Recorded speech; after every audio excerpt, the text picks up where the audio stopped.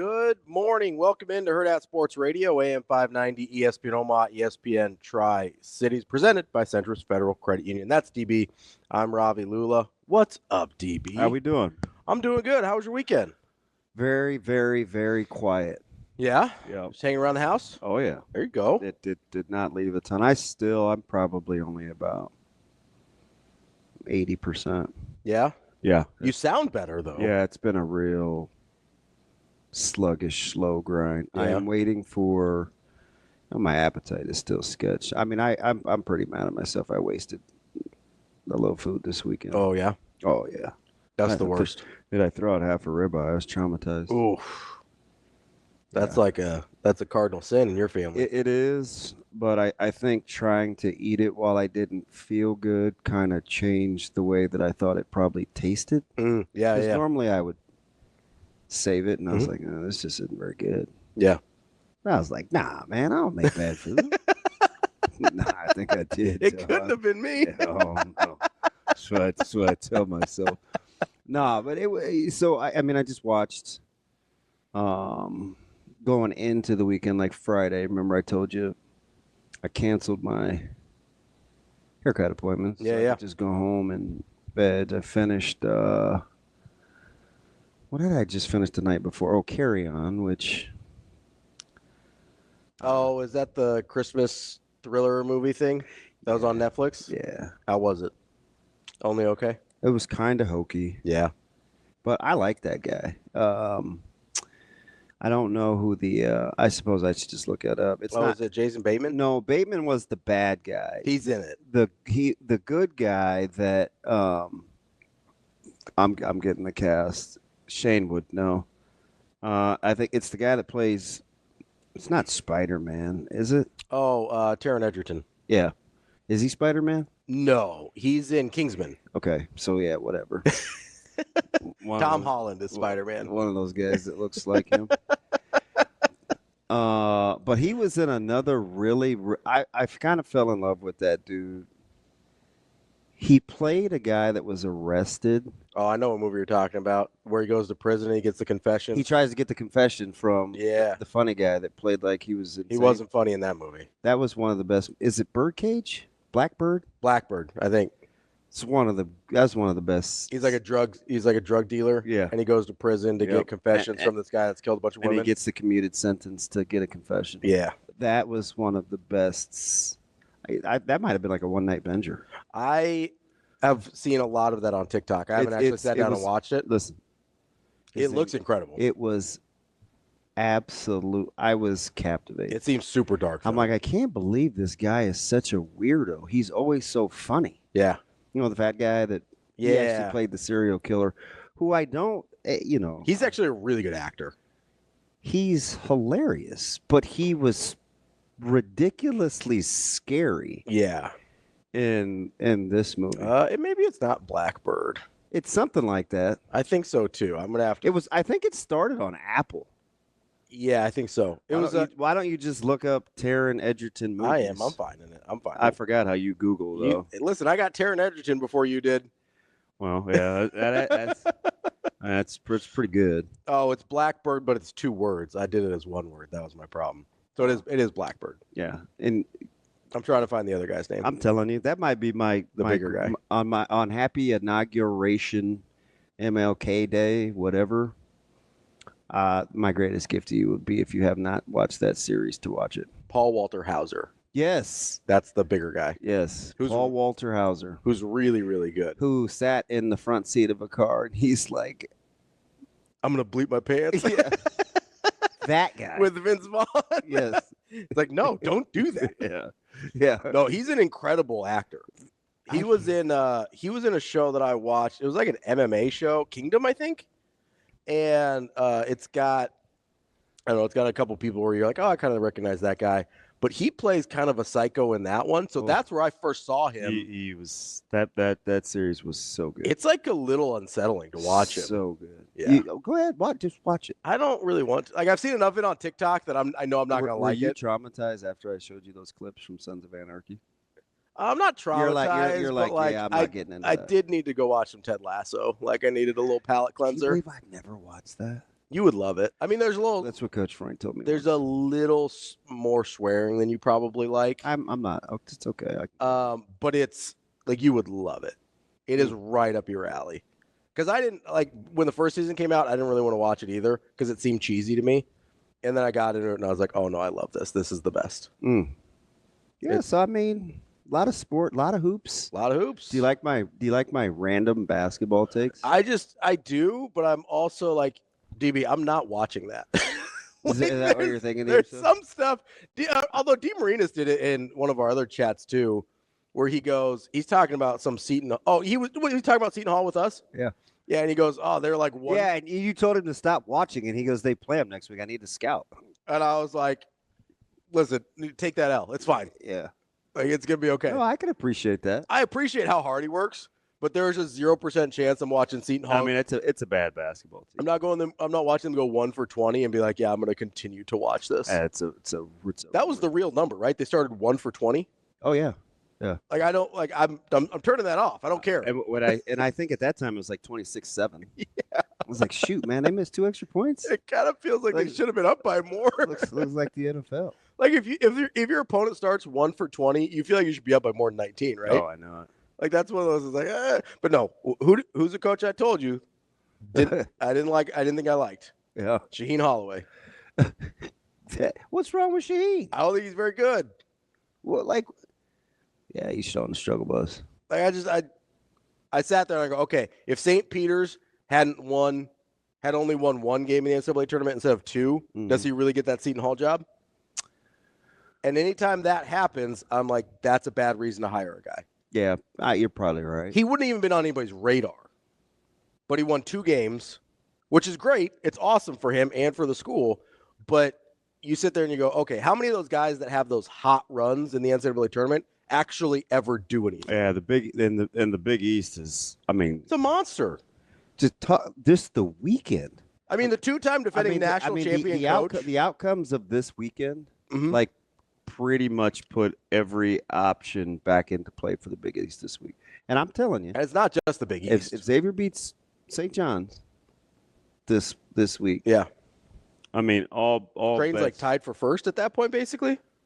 Yeah, because they're 5-2. They're 5-2. St. John's is 7-1. They'd be 7-2 after that. Yeah. So they'd have a half game lead because of the wins. It just turns into a mess. Yeah, and tiebreakers and whatever, which we all know that Big East tiebreakers are super easy to get through. But that's not just the Big East. That's the whole country. Oh yeah, it's a mess. It was not good to be ranked this week. Was 18 out of 25? Yeah. 18 of the top 25 teams lost in the last week. It was crazy. That's bonkers. How about Vandy being a game late? Dude. That was the same Vandy team I was telling you about. You told me they're like, hey, they're pretty good. They're against Tennessee. Oh my God, they'll hammer South Carolina. Yeah. They snuck out of there, but I mean, you've been on Vandy. I will give you that. It's just a weird. It's a weird season. Yeah, I like it. I think the SEC is pretty good. I think so. I know the ACC is very bad. Well, analytics oh God, don't get me started. So bad. I don't even know what to It's weird. Like they're so bad, it's strange. It's not even like, oh, it's a down year for the ACC. It's like they're just bad. Yeah. I mean, even in the first half against Boston College, you're watching Duke. You're like, this is the team that my buddy was telling me is the best team in the country, maybe. Yeah, I mean, just a bad sample. It is, but it's also kind of a process of elimination. I don't know who else it's going to be. Yeah, right. I think we had the 4. Yeah, we had Iowa State, Duke, Auburn, and then Iowa State's like, yeah, just like, no, we're cool. We're just go ahead and drop this one, make y'all look stupid. After they just hammer people last, it's like, what are we doing here? I mean, they were due for a letdown. Yeah, they were. I mean, they were kind of on a run there, but I still think it's Tennessee, Auburn, Iowa State, and Duke. Yeah, that's probably right. But I don't. I do like Bama and Florida though. Yeah, I don't feel great about any of them. No.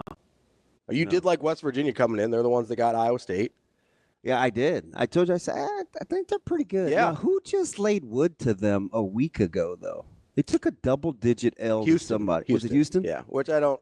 I mean, and then Houston sneaks by UCF. Yeah, I don't know. I think that game was 69. That was 69-68 final. Yeah, I don't know if anybody's good. Like I just don't. I have no frame of reference for anyone in like a vacuum. I can't just look at them. Yeah, it was 69, 68. Just in a vacuum, I can't look at anybody and be like, oh, that's a really good team. Yeah. Because there's a but and a pretty large but For just about all of them. Yeah, there's like a Sir Mix-a-Lot level but to everybody. You like that one? Wow. Good morning again. Wow.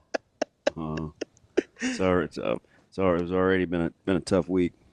Yeah. I mean, listen, the Steelers talk. I mean, North Carolina's a fraud. What else? Wait, what happened? I mean, the Washington Capitals are actually good in hockey. To be a fraud, which is a problem. Shane, did you see that coming? No, but never a fan of that. They're no Winnipeg Jets. My Winnipeg Jets. Dude, I think the Caps are like 30 and 10 or something like that. Really? The Caps. This isn't. Listen, I don't know if you. I know you don't follow hockey. Yeah. Ovechkin is not in his prime. I am aware of that. I know he is very old. I'm just letting you know that. They are 31 and 10. So it's like the NFL was drunk. Nebraska actually played better than I thought they would, and they still took an L. It was a heck of a win for Creighton, though. It was. I think that's where you probably have to start because you got it without some of your guys really be. If nothing else, they got confidence that well you can get it done a couple different ways. You can win without Kalkbrenner and Ashworth being otherworldly. Just don't make a habit of it like that. And I'll be honest. That's not something I thought they were capable of. Like I didn't think they were capable of winning that magnitude of a game with both of those guys being kind of meh, right? And not even just really that magnitude of game. I wasn't sure they're capable of winning any games when both of those guys weren't playing. Yeah, you have to feel better about them than you have. Yeah, I think they're starting to find more of an identity of who they can be, but I still have some of the same concerns I did before. You'd take the deal or no deal now, wouldn't you? Which deal or no deal? Win a game in the NCAA tournament. Are you not watching college basketball? I am, but that's part of the reason I don't necessarily take that deal. It's hard out here. I don't know. I look at it and I go, what does the round of 32 give me? It's tough out here. I mean, you get an NCAA share, so that's nice. You get the paycheck. Yeah. Which is ladies get it now too. Lucrative. We appreciate that. But I don't know. In terms of where you're at as a program, does one win in the NCAA tournament get you that much? I don't know. For all the low-hanging fruit and shallow narratives about, this is my favorite term when people talk about Creighton this year. This is like the only word people know. It's roster construction. And it's like, look, there's 340 some odd Division I teams in college basketball. And about 340 some of them would all probably change something about their roster. Especially, just saying, if one of their best players has gotten hurt. Yeah. So, like, I think coaching with what you have while you have it and being able to adjust on the fly, is I think why a lot of people enjoy coaching. Yeah. So you're getting a chance to see that. I also think it's one of the with Coach Mack, and I didn't want people to not, because we've obviously watched UConn a ton, and listen, this is not the UConn of old, clearly. No. And they'll get healthy here. It's still a very good team. They'll get healthy here, but they just have to have some of their guys play better. Have you changed your mind when I asked you last week about solo ball? We in on solo ball? I don't know. Really? Yeah. I don't know. They're gonna need somebody other than Caravan who they are really found it. They are. I'm not there yet. Maybe Caravan needs McNeely. That does seem to be a pretty big factor here. McNeely is the lack of McNeely is I mean, it could just be pretty significant, I think. But I was just surprised. UConn couldn't get stops when they needed. Which that's the surprising part, right? Because that's something they sort of hang their hat on. Is more so than anything. They're averaging like 80 some points a game this year. Yeah. Although Jacob, that was a fantastic find from young Jakob talking about, the easy thing to say, oh man, Mac owns UConn. You dig deeper.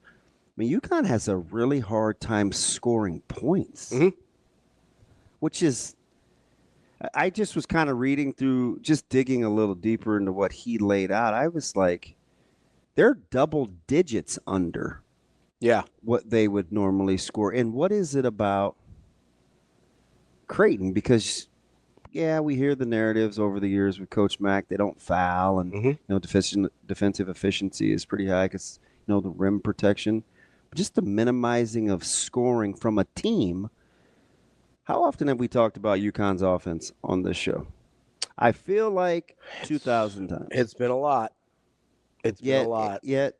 And maybe that's why I don't love it as much as others, because I don't really see it come to fruition when they do play teams like Creighton. But it also could be better than I think, which is probably more the case. But I also think the narrative Creighton's ability to slow them down is crazy. Yeah, I think that's something that people, if you don't watch a lot of UConn, probably don't realize, because they do play sort of an uglier style, but they do score quite a bit. Yeah. And Creighton has done a really, really good job of keeping them in check. And I don't know if that's just a philosophical thing that against them, Creighton says, and Coach Mack says, hey, we're probably not going to win a shootout with these guys, which is kind of funny because that's how Creighton used to win these big games, right? Is, hey, let's get Villanova into a shootout and we like our chances there. Or, if we can get this team to speed up the pace a little bit, we like our chances there. And now it's, hey, I don't know if we can score with UConn. Let's make this game a little ugly and defensive and whatever. And that's how they've beaten UConn, except for last year in Omaha where they just beat their brains in. But it's a very strange sort of dynamic shift for this Creighton team. And I think for a lot of people, a perception shift of what UConn is. Right? Like UConn, yes, has been a very good defensive team, but that's not really where they've hung their hat the last few years. They've been pretty proficient offensively with a bunch of NBA-level guys, and Creighton has been able to, and you have to give Kalkbrenner a lot of credit there because he's gone up against Klingon and Sonogo and really high-caliber college bigs and held his own, and not only held his own against those guys, but provided the rim protection for everybody else as well. But the fact that Creighton is just like, hey, no, we're going to win this thing defensively, that is incredibly impressive against not just UConn, but I think that probably needs to be more their model for the rest of the season as well. And it maybe seems like they're finding that. It maybe seems like they're shifting into that mode, but I don't think they have enough scoring options to do it the other way. Yeah. I'm just kind of watching, and I get it, right? Creighton defensively, they'll get a lot of credit for how they defended, and in Caravan in particular. I looked at his last 5 games, and outside of, he played well against, he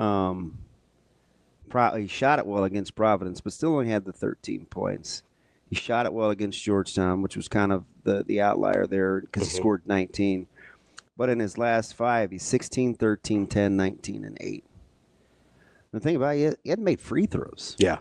He's been on a little bit of a struggle bus. So I'm just, he missed the 2 late. Was that Xavier? I believe so. Or Nova. Who was that? It was somebody where he missed 2 late free throws last week. And Villanova. I think it was Villanova. This is Wednesday. It was a weeknight, right? Yes. Or when they lost? Yeah. Yeah, at Nova. Yeah. So that's an interesting team.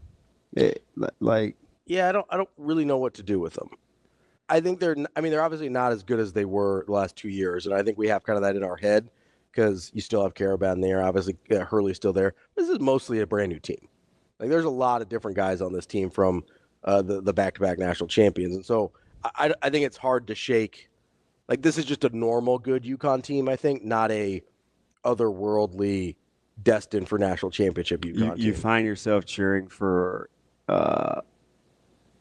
other teams in the Big East heading into this week to set this thing up. It's hard, isn't it? Yeah. I'm not a conference guy. I don't feel good about it. I get it. I'm not really If you thought I was cheering for the Ravens yesterday, you're crazy.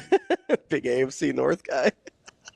If I told you going into the playoffs that there would be a conference championship that represented two teams from the same division, how low on the list would the NFC East have been?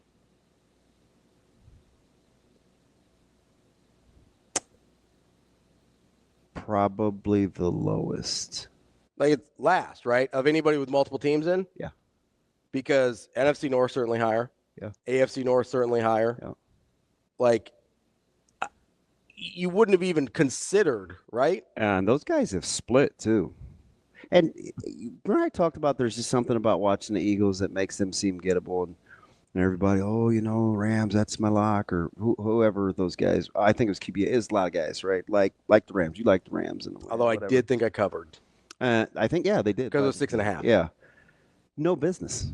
Like that. They should not have been in that game. You couldn't have felt like you capped that game right. No, right? I did not at all. It took monumental stupid stuff. Breaks. Yeah, stupid stuff. But sometimes you just have to have that, Yeah. right? Because conversely, I mean, how would you like to be?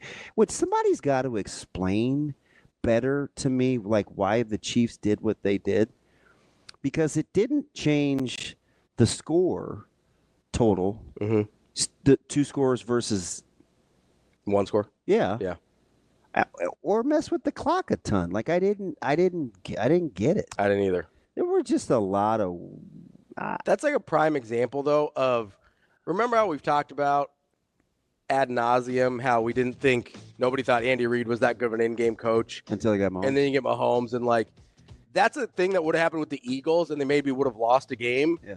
And you go, Andy Reid, what are you doing? But Patrick Mahomes, and they win. It doesn't matter, so you don't even think about it anymore. Like that's what we're talking about when we talk about, hey, when you have Patrick Mahomes, your in-game gets a lot better. Yeah, we got to get into. We got plenty, but we'll get into the NFL. We got college football playoff final tonight as well. More Nebraska basketball. More local hoops as well. That's DB. I'm Ravi Lulla. It's Hurrdat Sports Radio.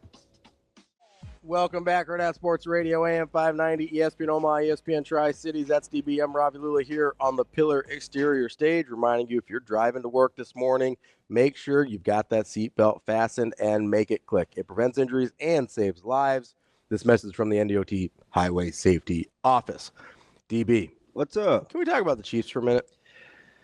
Is that okay?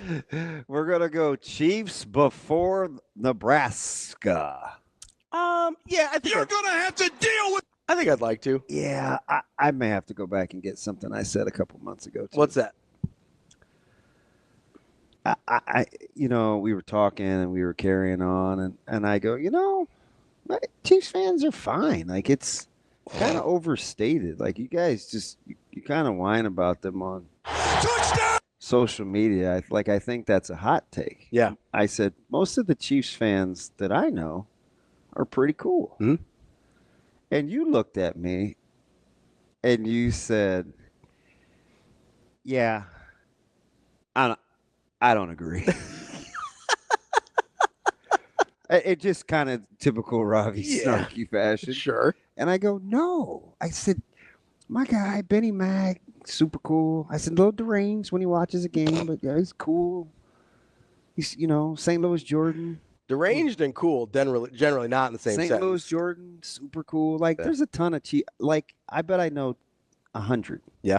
Okay. I think so. Our colleague Avery, Chiefs fan, pretty cool. Although I've never seen her watch a game, so I don't know. In the last 5 days, the level of actually a week, the level of obnoxiousness is out of control. It's been pretty aggressive. And it's like I'm not one of those guys that is like poking holes. Like you're getting your flowers. Yeah. I just don't understand. And it's so the bad taste in my mouth though started over DMs. I was just talking about Mahomes with one of my guys. We were talking about stats versus non-stats and acquisition of receivers and stuff. And I was like, you were telling he wasn't playing his best this year. I'm like, oh my gosh, like I don't know. Like I want to have this conversation, but take the fandom out of it. And I just Can't do it. I couldn't. Yeah. Well, I could. You could because you're not a fan Like, of the Chiefs. You could tell me anything about the Steelers or Carolina or Nebraska or the Dodgers, and I guarantee you I can take being a fan out of it. Guaranteed. Yeah. Guaranteed. Now, maybe it's because part of it is my job, and I would get called to the carpet, like, Yeah. for being a Homer. honk. Yeah, right? Like, but it's like, are we not like? Just press pause. I don't even have a problem. Press pause. What am I really saying? What are we talking about here? Yeah. But the back and forth, and I guess this is all the time. Because I asked a couple of my buddies post the victory. I'm like, is social media like this nationally for you guys all the time? Because you know what I didn't realize? What's that? I know you're gonna be like, you're an idiot. That's fine. I get the Taylor Swift thing and like just the joking about the national darling and wanting them in this. Do you know what I didn't know was a thing? The refs thing? Yes. That's what I wanted to talk about. I had so go ahead. Where you been or blah blah blah. No, it's fine. I had zero clue going into this weekend that 100% of non-Chiefs fans swear think it's like that rigged in the favor of the league loves the Chiefs. That they're pulling for them. I had no idea. Yeah. But you know, I had to tell myself there's no way I'm letting these Chiefs fans off the hook. Even though that is a little neurotic or kind of crazy to think. I'm not defending Chiefs fans acting like this on social media. But I do get where Chiefs fans would be very defensive. Yes. Over the sentiment. That's the word I was going to use. Because it is aggressive. Dude. I mean, do this thing again, Roki. I mean nationally. Oh, yeah. The only reason I'm a little surprised you didn't know this was a thing was because there's a bunch of TikToks about it. Like there's all over social media. There's these videos and memes and whatever. So I'm not good. Like my tolerance for officiating talk is low. Is very low. Yeah. Is very low. So I probably move on. You know, because I'm like, well, fudge. Like you I don't know, pretty good. Like Here's what I want to say about the officiating, right? Because just be out real quick. Yeah. Were you feeling some type of way watching that game? The Chiefs game? Yeah. Were you like, this is unfair? I need to start with what your supposition. No. Okay. So you're just minding your own business watching the game. Yeah, and then I'm watching the game, but I know because I'm aware of the national narrative. Yeah. I'm aware real time when you get like kind of a soft roughing the passer on Mahomes or something that it's gonna be a thing, and I'm almost dreading it in real time before it even happens because I just know, right? I just know it's gonna turn into here we go again with Mahomes and the Chiefs and whatever, right? Here's what I would say about that is I think, and I've made this argument for Nebraska football too, when people are like, oh, Nebraska's cursed and whatever, right? I'm like, no, Nebraska's not cursed. These things happen, or the Big Ten's so against Nebraska. Do I get frustrating with the officiating in real time? Absolutely. But I look and I'm watching these games and I go, you know why it feels like we're cursed? Because we can't overcome the bad things that happen to us, right? The reason it feels like the Chiefs get the benefit of all these calls is because they always take advantage. It's that not that nobody else gets 50-50 calls. It's that nobody else has Patrick Mahomes and takes advantage of it seemingly every time. So it seems way more dramatic. It's the exact opposite of the thing that happens with Nebraska. Nebraska fumbles. It's like, oh, we're snake bitten. We can't ever do this. Why are we cursed? Whatever. You get a bad holding call that pulls back a touchdown. Why are we cursed? Why does the Big Ten hate us? Whatever. That's because you can't overcome it, right? If you go on to win those games or you have a holding penalty that brings back a touchdown, it's like, oh, man, Ramir Johnson could have had even more yards and another touch, right? Like, you don't think about it. And it was my own fault that started it, too, because I was like, how in the world are the Texans down 10? Yep. Even though that's not how I phrase it, I'm like, this is what happens when you play Kansas City. Patrick's very good at, like we saw it in that game where he was getting ready to run out of bounds and then he slowed down. just drawing the extra stuff like that. He's very good at playing the refs. And I'm not sure I even care. I don't. I really don't. I don't think I do. I only care that the narrative around it is annoying. Like, that's the extent to which I care. So I remember like watching when golf got boo-wopped on the run, and the broadcast was. I was extra crabby about broadcasts this week for whatever the reason. I don't know if it's because I just was in my feels because I didn't feel good, but I think I was extra sensitive. I'm guessing Greg McElroy just sent us all off on a terrible path with broadcasters, and now we're stuck in it. Does Robbie Hummel always talk so much? Yes. I did constantly. I did not know that. Yeah, all the time. But anyway, I was very salty about that. I thought Tom Brady was a joke. TB acted like this was his swan song, so he was just going to shoot his shot. Yeah. I mean, dude was on one. And then he goes out and he says, "Oh, I plan on fulfilling my whole 10-year contract." It's like, all right, bud, sure. Bro. I'm not sure. You barely. He said, "What are you doing? Call timeout." I'm like, this isn't the Husker Radio Network. You can't do that on a national broadcast. Apparently you can. But my favorite was this whole sentiment that, like, and it started with Ohio State, Texas, where the self-inflicted Ohio State. I'm like, no more self-inflicted than Texas not catching balls. Knock it off. But the whole Washington-Detroit thing about the penalties and evening out, I'm like, guys, it's not the same thing. Like, you literally manufactured a personal foul face mask and a drive in which it generated points. Let's say you called the penalty on golf. It was at the 5-yard line. So, okay, you take the touchdown off the board.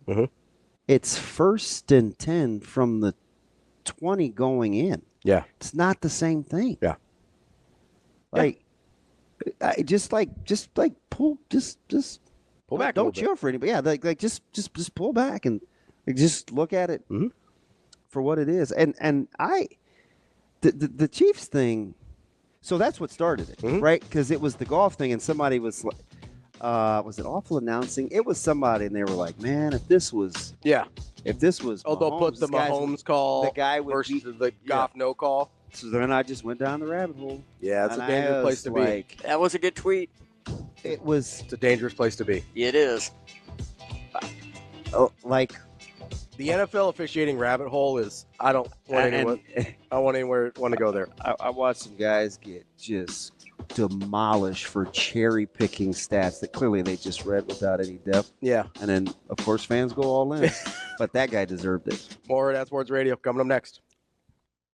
Welcome back, Hurrdat Sports Radio, AM 590, ESPN Omaha, ESPN Tri-Cities, FDB. I'm Ravi Lulla here at Hurrdat Sports Bar and Grill. One of our friends, our mutual friends, chimed in on our DMs here on Twitter. He goes, "I get it," talking about Mahomes and everything with the refs. He goes, "When the Patriots were on their tear, he was all against Brady. It's human nature to have a bit of fatigue."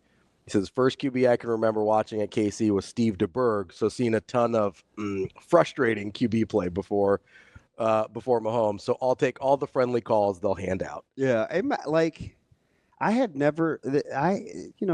You learn something new. Yeah, I totally wasted, I don't know, 3 hours maybe. Yeah, not kidding. Just down the rabbit hole. Yeah. It's a whole thing. Like, it's a whole people thing. Putting together videos and calculating total penalty yards. Yep. And I just was like, I don't know. I guess at the end of the day, the one thing that I always think about the Chiefs is they're really good. Yeah. Like that's and for every time that I tried to say it this weekend, somebody inevitably always said, "Yeah, but it helps when they get help from you." It was almost in anything that I don't even like the Chiefs. I just was saying, like, they would be a frustrating team to play against.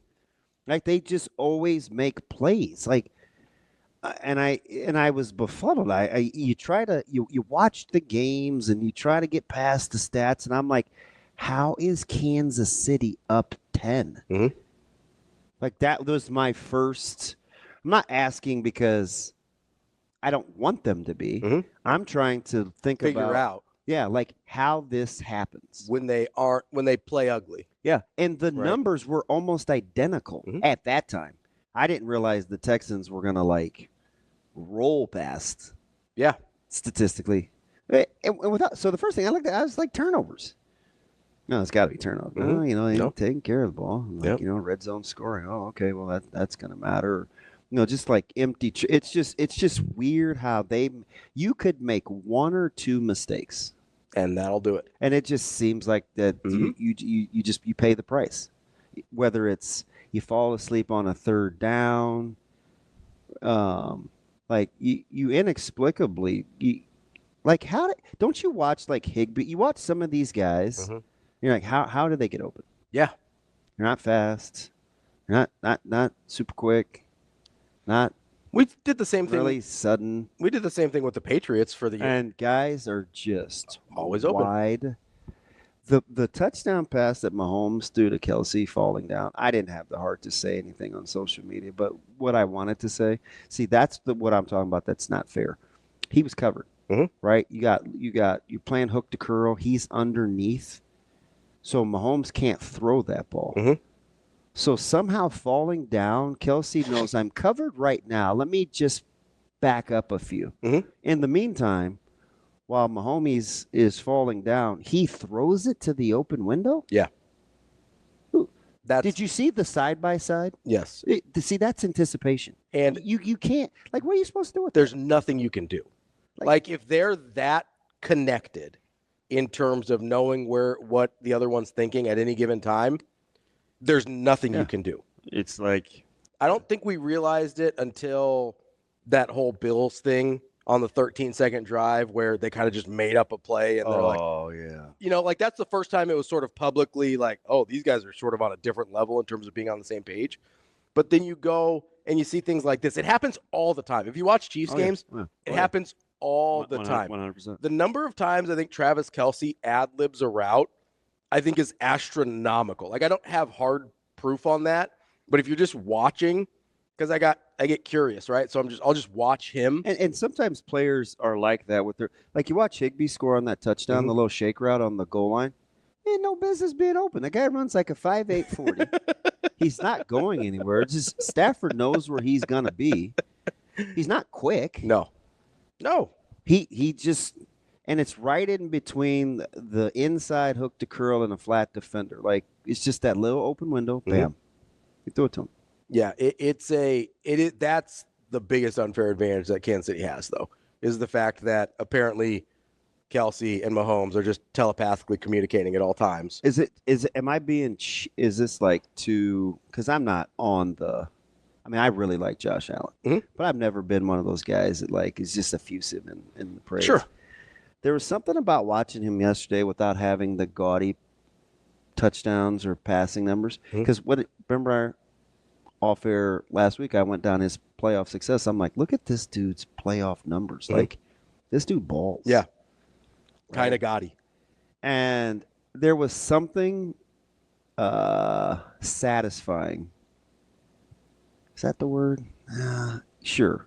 There's something satisfying watching him play yesterday and just control the game. Like he didn't have to be, because sometimes there's this sentiment with. It was a little Mahomes-esque. It was. Honest. Okay, I'll take that. Like looks different. I'll take that. But the way he controlled the game, it wasn't had some overly, super key runs. Yep.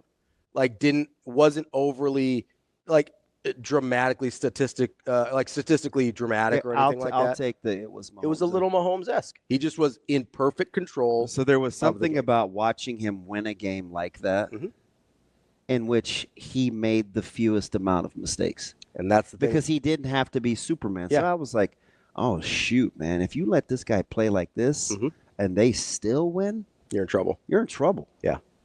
That game next week could be phenomenal. Yeah, right. Like right now, I like the Bills. Yeah. Like, I mean, ask me again on the weekend, but right now, like, I think the the Bills are better. I don't know if I can pick against Mahomes and the Chiefs. Yeah, I said something prematurely yesterday, but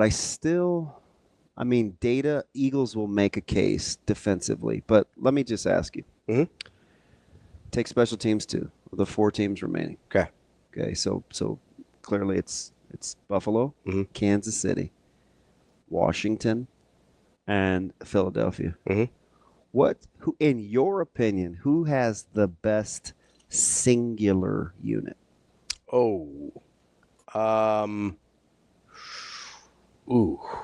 That's tricky. Each time I think of something, I think of a reason why that's not it. There is a part of me that wants to say Washington's offense. There's a part of me that wants to say Philadelphia's offense. There's a part of me that wants to say Philadelphia's defense. There's a part of me that wants to say the Chiefs' defense. Statistically, the Eagles' defense is better than the Chiefs. Yeah. But I still think the best individual unit next week is the Chiefs' defense. I kind of think so, too. It's anecdotal. I feel like I can count on the Chiefs' defense more. I've seen it be this in really big situations. Because I was saying to one of my guys, he's super nervous. Chiefs fan? Diehard. Yeah. And he's like, watching these two teams play, it doesn't seem like the Chiefs can win next week. Yeah. And I'm like, you have the best quarterback and you have the best singular unit. And you're always going to have a chance. The best coach? But then he asked me something. He was like, well, you think the Chiefs defense is the best unit? I said, I think so. I think so. I trust the Chiefs defense more than I think I trust any other unit. I mean, you could probably. I like the Eagles' second. Like, I like what the Eagles' defense is good, but I mean, they let the Rams off the hook multiple times yesterday. That's my problem. That's why, like, they were, and the conditions weren't ideal, but you left an easy 20 points out there.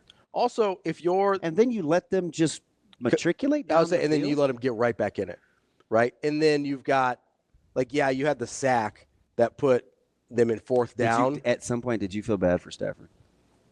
I mean, not. How many? Not really. All right, you ready? Yeah. Between C.J. Stroud and Matthew Stafford, how many times did you say just throw it? With Stroud, a lot. I mean, that offensive line was getting whipped, but he's got to get rid of the ball. You got to get rid of the ball. You got to get rid of the ball. Jalen Hurts was no mulligan for him either. No. I don't know how much of that was. I think he's got like a bad wheel. I don't know. Holding the ball. But yeah. The safety was pretty bad. Yeah. It was horrifying. He just looked like he didn't want to be out there, though. He clearly was not feeling right. If you've got a quarterback that isn't 100% and you've got Saquon Barkley, why are you doing that? Well, same reason on second down with 2:34 to play, they boot for the guy that's hurt. What are you doing? Like, what are you doing? You know Saquon Barkley exists still, right? You ran a QB waggle. With a guy that's busted. With 2:34 on the clock with a guy that can't move. Yeah. Oh, okay. And you have Saquon Barkley on your team. Yeah. Okay. But by the way, out of those 4 teams, Kansas City, you should be the least nervous about them. The least? The least. Yeah, I'm over it because that's what everybody tells me. All I keep hearing is the Chiefs aren't this and the Chiefs aren't that. Oh, come on. It's not true. No, Shane, and I just said I think the Bills win. Like today, I would pick the Bills. But having said that, like they're the Chiefs. Like. You have the best coach. How do you want me to be the least concerned about the Chiefs? What are you nervous about? I don't get it. I'm not a fan, so I'm not nervous. I'm just saying. No, I'm saying. How do you poo-poo? Did you not see how you're a Chiefs fan? They what is won he nervous by double about? digits. What is he nervous about? I don't get it. Who, Jordan? Yeah, what's he nervous about? I didn't mean to dime him out. That's fine. Because I think he's a realist. When you're a fan, you're always nervous. Like, let's be real. I don't know, man. There's some of these guys out here that think their poop don't stink. Yeah, that's because they're lying. Like, they're full of it. It's mostly Chiefs fans. When it comes down to it, in the moment, they're nervous. I think he's cautious by nature, too. That's fair. He's even he's just, it's just kind of his personality. You got the best QB. You got the best quarterback. You got the best coach. You might have the best pass catcher left in the playoffs and the best defense. Ooh, the best pass catcher? Who are you taking over Kelce? Ooh, historical numbers say no one. I gotta think about that. You think about that for a second. We'll talk to Sam McKewon coming up next year on Hurrdat Sports Radio. Kicking off hour number 2 here on Hurrdat Sports Radio, presented by Centris Federal Credit Union. That's DB. I'm Ravi Lulla. We are joined now by Sam McKewon from the Omaha World-Herald. Sam, how are you this morning? I'm great. How are you guys? Good. Let's get that forecast. We still negative? It's Antarctica. That's what it's like. It's great. You're on the boat. We want to live to feel these extreme temperatures, right? No, we don't, but that's how cold it is. It's -1, and the wind chill is, whatever it is. Sam, negative whatever. I feel like, hey, can I get you to I can hear the radio in the back, Sam. You want to turn that down for me, boss? There we go. Okay. Well, no, I can still hear me. Anyway, hey, so Sam, I was trying to make the case. I didn't have a lot of friends, well, in general, but with me that I just would like a little snow, right? Just some snow. I can get, the cold is fine. I just would like a little snow. Have we moved on from this just being a place where we're going to get any semblance of snow anymore? I'm not a meteorologist. We got a lot of snow about 2 or 3 years ago when we got those 30 inches. I remember Was shoveling that late?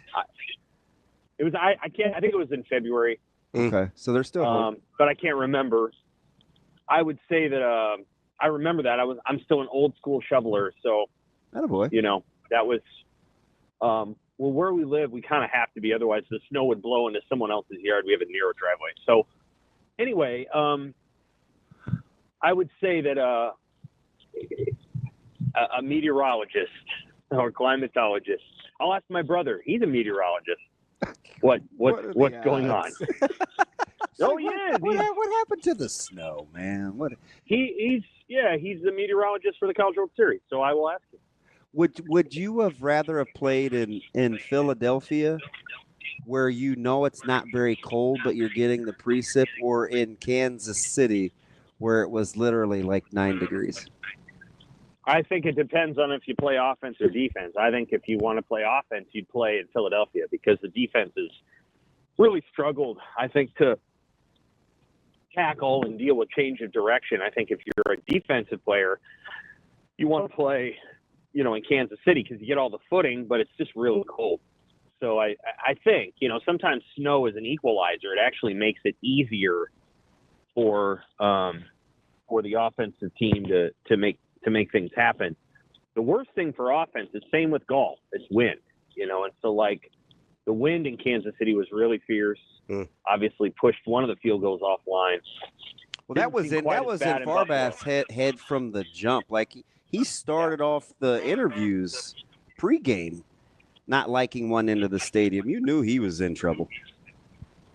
That's right. Yep. I think that some of the stadiums where the whatever you call it, the seats go all the way up, it actually creates a kind of like a wind effect inside the stadium. Whereas in Buffalo, it's not quite as high. It's sort of lower on both ends, and so the wind sort of has a place to go on both sides. And so maybe it's a little bit easier. Matt Rule has talked about how difficult Memorial Stadium is. It is tricky. To kick in. And, I will say that I'd never heard a coach. I do think he thinks a lot about that. I'd never heard a coach say it until he said it. Until he said that. I don't recall a Nebraska coach talking about the way the wind swirls in Memorial Stadium until he broached the topic. And then I thought about it, and I'm like, yeah, he's right. He's right. That's always been kind of the story. And because Memorial Stadium is just a little bit into the earth, so to speak, it's a little bit underground, it creates an even more difficult effect for kickers. Yeah, Greg was the first one to kind of get me to notice that the flags are never blowing in the same direction. Yeah, the one on one end is going different direction than on the other end. And there's just a high degree of difficulty. Before we get to Nebraska football and all things basketball, if I asked you offense, defense, special teams with the Bills, Chiefs, Eagles, Commanders, who has the singular best unit remaining in football? Oh, that's an interesting question. I think I would probably go with the Chiefs defense. See, that's what I said. But let me tell you how I talked myself out of it. I'm glad you said that. Air high five. Because I said this yesterday. But then I looked, and I'm like, okay, I guess statistically, if I was going to go with a defense, I would say maybe Philly because they are slightly better across the board. But the Chiefs just seem to be more dominant with theirs. That was kind of the distinguishing thing. Because it wasn't going to be the Commanders' offense. I thought about that. But I felt good saying the Chiefs' defense. Yeah, I mean, they're really something. They're tenacious. And they're very physical. God, they really get after the passer. And at home, they're really hard to stop. So I think if you put a game, where's the Super Bowl this year? Is it in a dome? Is it Arizona? I don't even know. New Orleans. That's right. It's in New Orleans. Yeah, so dome. Yeah. That defense won't be as good in a dome. If you make it 70 degrees and you get rid of all the elements, it's going to be easier to move the football in general, which I don't really have a problem with for the national title games or the Super Bowl. Yeah, the national title games on my mind tonight. But yeah, so I think the Chiefs defense they're pretty salty. I don't know. Is Chris Jones the best overall player on defense of the last 4 teams that are in? I think so. So the interesting thing about him is it doesn't matter what you need him to do. Mm-hmm. Right? Rush the passer, stop the run. He can play all along the line. He's so complete. It's ridiculous. He can play a 1, he can play a 3, he can get in a 4. You can't really run at him. He's incredible. Yeah. He really is. He's a Hall of Famer and he's a great player.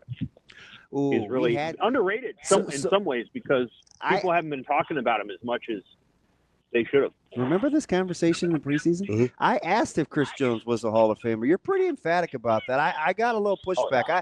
I don't know. I guess maybe if they win it this year, you think right now if he stopped playing, he's a Hall of Famer? I don't think he's going to stop playing, but yeah, I do. Huh. Yep. I think the way that they want to they kind of put that thing together, a Super Bowl is going to help you, and it's going to help you immensely. Winning Super Bowls, I think, is super important. Now, of course, there are players who never even go to the Super Bowl that are all-timers. But, if you're telling me that Cortez Kennedy, who I thought was a great player, is in the Hall of Fame, and it took him a while, but if he's in there, yeah, Chris Jones is in there. If Charles Haley's in there, and again, they're different players, Chris Jones is in there. He is going to be the one defensive player off that unit that I feel most confident will be acknowledged as a Hall of Famer. Obviously, on the offensive side of the ball, you'll have Mahomes, and you'll have Kelce, and you'll have Tyreek Hill from the days when he was there. On defense, I think you will have Chris Jones, and I think that's it. Hey, Sam, off the top of your head, how many double-digit sack seasons do you think Chris Jones has? I don't know. Not that many. 4 or 5. 3. How many? 3. Yeah. Which, is – I think you're going to see a question here in about 5 to 10 and Ndamukong Suh is not going to be a first ballot Hall of Famer, I don't think. But it'll be interesting to see what his voting is based on A, the fact that he was early in his career, he was completely dominant. B, he won a Super Bowl.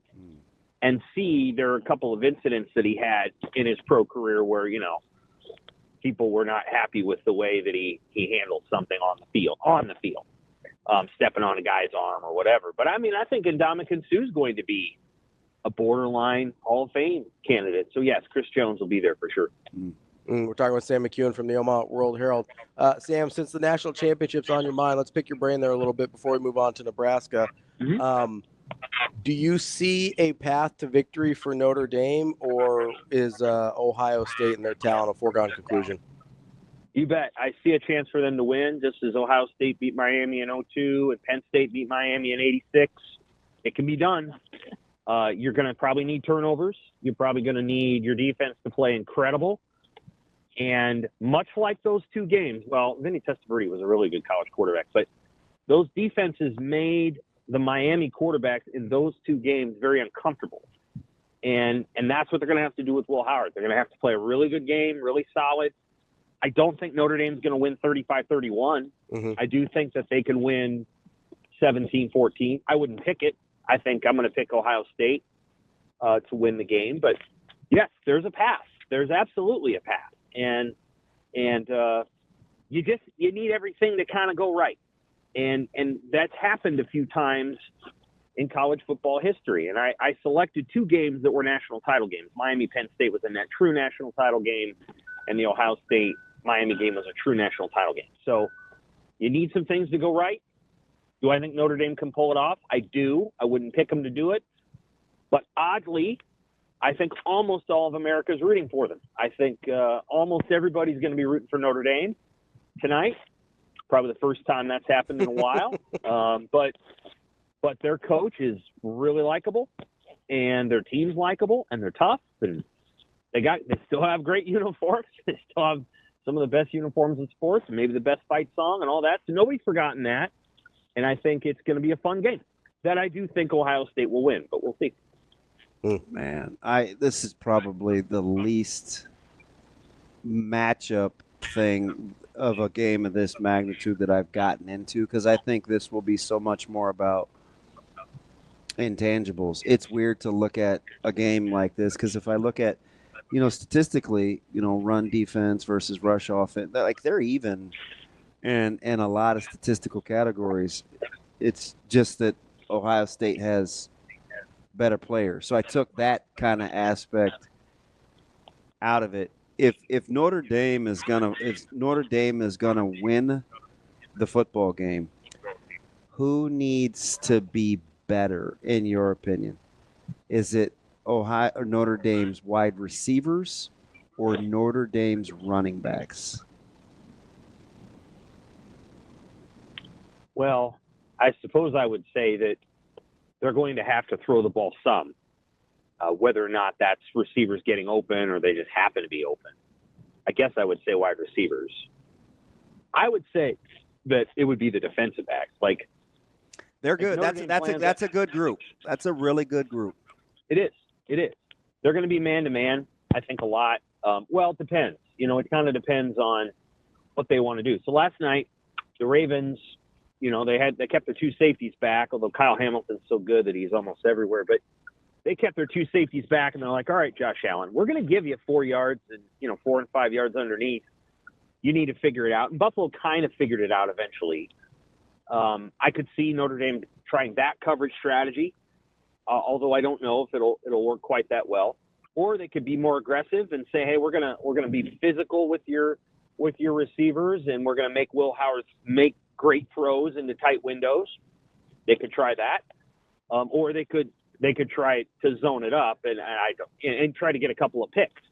I don't think that'll work. I think Ohio State's receivers are too good. So I think it kind of comes down to whether Notre Dame can slow down Ohio State's offense, the passing portion of it. And then, of course, Ohio State can run the football. They have better running backs than Notre Dame. They do. They do. Even as good as Notre Dame's running backs are, Jeremiah Love's great. Ohio State's running backs, if you put them together, they're better. So this is a very, very big challenge for Notre Dame's defense. They have to play great. Can they play great? We're gonna find out. They have to. This is the comparison I use is Penn State Miami in '86. Now most people do not remember that game. I just went back and watched as much as I could on YouTube. And Penn State's defense played incredibly that day, amazingly, against one of the most talented teams in college football history. And I think they picked off Testaverde 5 times or something. They're gonna have to play like that. They have to play incredible football to win, and they might. You never know. Yeah. Next time, don't wear fatigues. That is one of the greatest college football teams of all time to never win. It's 83 Nebraska, it's 86 Miami, it's 02 Miami. There aren't many other teams that were better than those three teams that didn't win national titles. You know who might be in that discussion is the SC team that Texas beat. That team was a wagon loaded. They were. That's true. The one thing I'll say about that is that I think Texas was actually just about as good. Vince Young was, for sure.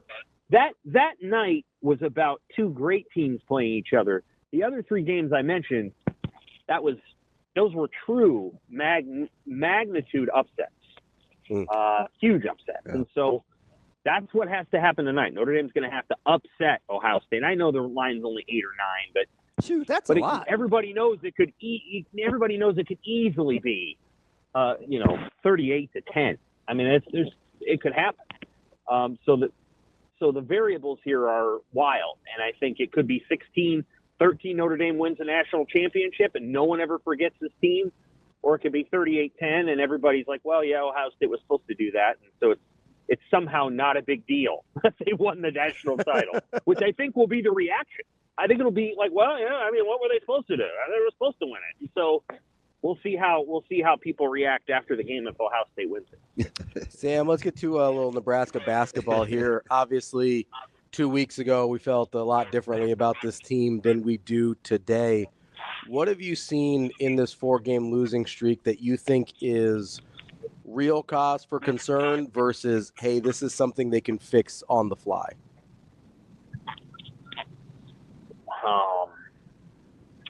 Well, some of it is, I think, the way that Fred Hoiberg has built the team, and he's said this many times. He has said, we need to be a gritty defensive team. We're not going to be able to do it just shooting the ball and playing pretty. And I think that's fine to say that, and it creates a solid culture. And I think to build a program on that identity is great.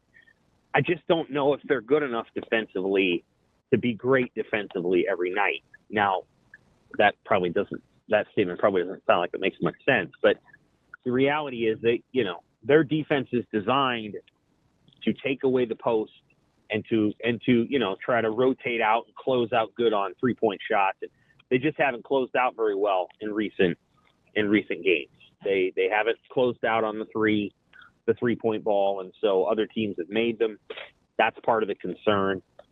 For me, there was a moment last night, and again, Aaron Eulis played well. Let's be clear. But there's a moment last night during score. Yeah. So the 12-2 run with 5 guys on the floor are 24-2-3. Mia was out there a little bit. Morgan was out there, and then Bukiel was on the bench, and so it was a group of guys, and Gary was out there. Obviously, 4 was out there. That's a group that if Gary's not making threes, that is a rough shooting group. That's Bryce Williams and a supporting cast, and that's asking a lot of Bryce in that moment. Hey, Bryce, you're the only guy on the floor right now who's making any shots, so go make one. That's tough, and I think. Connor Segan, they play him sometimes. They don't play him other times. It's tough. And the other thing I would say, and I wrote this last week, I'm not going to belabor the point. I do think that their starts have been slow. They've fallen behind in 4 of the last 5 games. Against Rutgers, they didn't because Gary came out and hit 2 threes. But if he's not making a shot, they start slow. And I do think you really have to think about getting Connor Segan on the floor to start the game.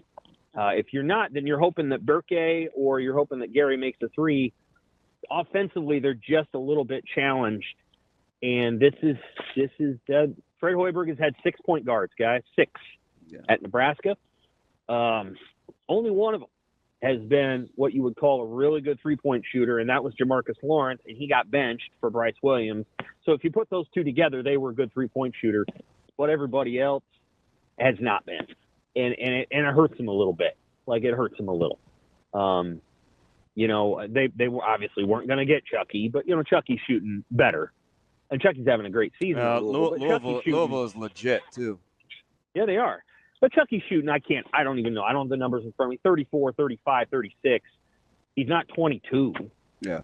And going into yesterday, Eulis was 18. Maybe he's 16 now. After yesterday, well, he shot 20%, so I guess he went up. But that's tough when your point guards are not a threat to make a 3, and they have not been. And so they're doing the best they can, and I did think Euless pushed pace and played hard and did all the things that you want Aaron Euless to do, but they do struggle to score at times, and it asks a lot of Bryce. And then when Connor Esigian comes on the floor, people are face guarding because they know they can. And last year when Kelce would come on the floor, they could do that, but then C.J. Wilcher was gonna burn you. You couldn't cover them all. And so does Sam Hoiberg and Connor Esigian have to play more? Does Sam Hoiberg start? I don't know. Like, they got to figure out how they get a 3-point shooter on the floor in key circumstances so that they're not running dry. And they're just a little bit scoring challenged. Sam, I want to flip over to football real quick. We had a couple questions. Sure. And this is not necessarily on the heels because we've seen some movements go both ways with FCS and FBS, guys coming up and then guys coming down. Is this a deal where you think there will be spots saved at the FCS level post-spring expecting more movement from FBS, do you think? Yeah, I do. I think that's going to happen. And you know more about this than I do. So depends on what you're going to say. Well, like, I don't know that FCS schools there's probably some guys that they're like, man, that'd be cool if that guy came down and was playing at this level. But I think the level of FCS football right now is pretty high. I agree. And so, like, I don't know that they're waiting with bated breath, if that makes sense. Like, right. They got to put their football teams together. They got a lot of good players.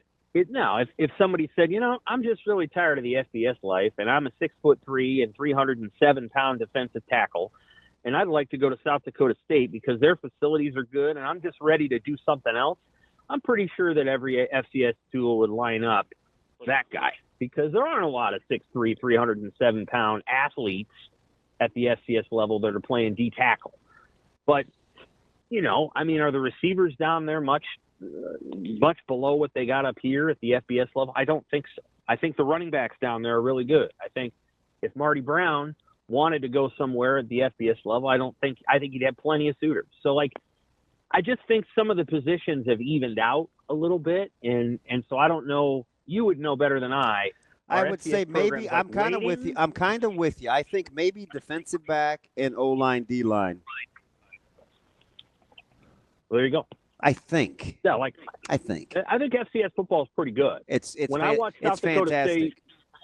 Yeah, when North Dakota State lost to Colorado, which they did lose, a lot of that was Shedeur making plays and Hunter making plays, and Colorado's defense was good enough. When South Dakota State played Oklahoma State, and Oklahoma State wasn't very good this year, Oklahoma State just kind of ran over them. And South Dakota State couldn't really slow them down. And that's the thing that I think the difference between the two levels is just you could line up and run the football at the FBS to FCS. I think it's hard to slow them down, but it's a pretty good level of football right now, and a lot of people are watching, and it doesn't really need FBS players at too many positions, in my opinion. I don't know. Gotcha. That's Sam McKewon, Omaha World-Herald. Sam, we appreciate it as always. We'll talk to you next week. Stay warm, buddy. Take care. Alrighty. Bye. More Hurrdat Sports Radio coming up next. Halfway through the show here on Hurrdat Sports Radio, AM 590, ESPN Omaha, ESPN Tri-Cities. We're live here on the Pillar Exterior stage. That's DB. I'm Ravi, Lulla. DB, there was a topic. There was a lot in there that Sam was talking about. But there was one thing that I kind of got wrapped around my noodle here. And so we were talking about Chris Jones, Hall of Fame, not Hall of Fame. Yeah, that was interesting. He seemed pretty sure. Yeah, I'm more sure on Sue. You seemed less sure on Chris Jones. I'm not sure. Like, I think I worry about his overall statistics. Okay. Like, you have to watch him. Yes. So I think that's the case with a lot of defensive tackles. Because Fair? Yeah. I mean, he's clearly disruptive, but like with forced fumbles, I think he's only got. This is a while ago. So I know I'm within one or two. He's got about 80 sacks. Mm-hmm. I think he's got, 12 or 13 forced fumbles. When you look at like disruptive, like hard data, I don't know. I think you have to watch him to appreciate him. But I'm more sure that Sue is a Hall of Famer. So for reference, and somebody even said it, but like he's on the All-Century team. So Sue, you're right on 80 sacks for Jones. 80, right? About 80 tackles for loss as well, and 13 forced fumbles. Sue, for comparison, only 71 and a half sacks. Now he does have 130 tackles for loss, so he's significantly higher there. It's incredible. And then I got to find his forced fumbles. But so there's in the only 5 forced fumbles for Sue. So they're in the neighborhood. Yeah. Right? Yeah. Like Sue, significantly more tackles for loss. And Chris Jones is going to have more hardware. Yes. Chris Jones, significantly more forced fumbles. And he's 3 years behind in terms of how long he's played. No-brainer Hall of Famer Warren Sapp, right? He's in, but like at the time. Yeah. Oh, okay. I was wondering what you had. No question. Like that's not even a debate for anybody, right? Yeah. For comparison's sake, 96 sacks, 91 tackles for loss. And he's several years ahead of where Chris Jones is at. Sapp had 96 sacks? Yeah. As an interior lineman? Yeah. Seems like a lot. Not a lot, not as many as Aaron Donald, but but I would not have guessed that for Sapp. I'm trying to find some other ones here that are good examples. How do you feel about Bryant Young? Different kind of game. Yeah. I'm just going positionally here. I know, but it was such a different kind of game. Yeah. He was dominant. Mm-hmm. Probably for about the same amount of time. Because we would say Chris Jones has been dominant for, again. A little late bloomer. Okay, so I'm having this is like real time. Mm-hmm. So it seems like in my head he's been probably what I would call dominant about 4 or 5 years.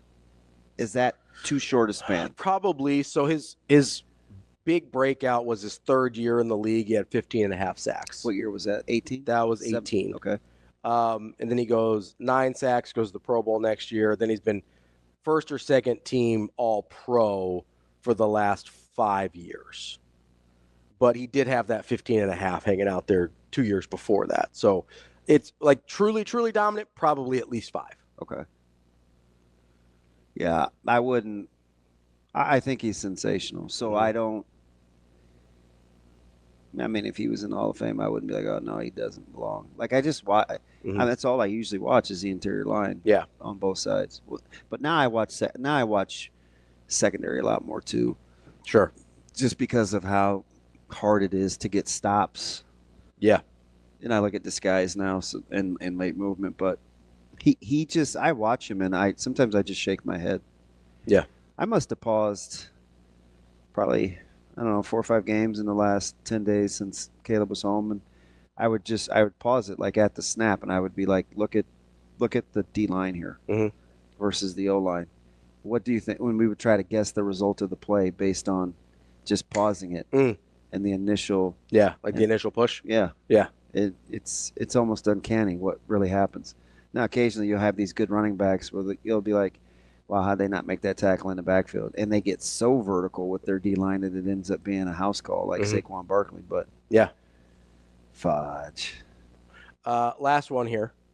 The guy that Sam brought up, Cortez Kennedy. Pretty clear Hall of Famer for most people. Only 58 sacks. Yeah, different game. Only 15 tackles for loss. Yeah. 11 forced fumbles. So asked to do different things, right? But just if you're going statistically, which it's hard at defensive tackle.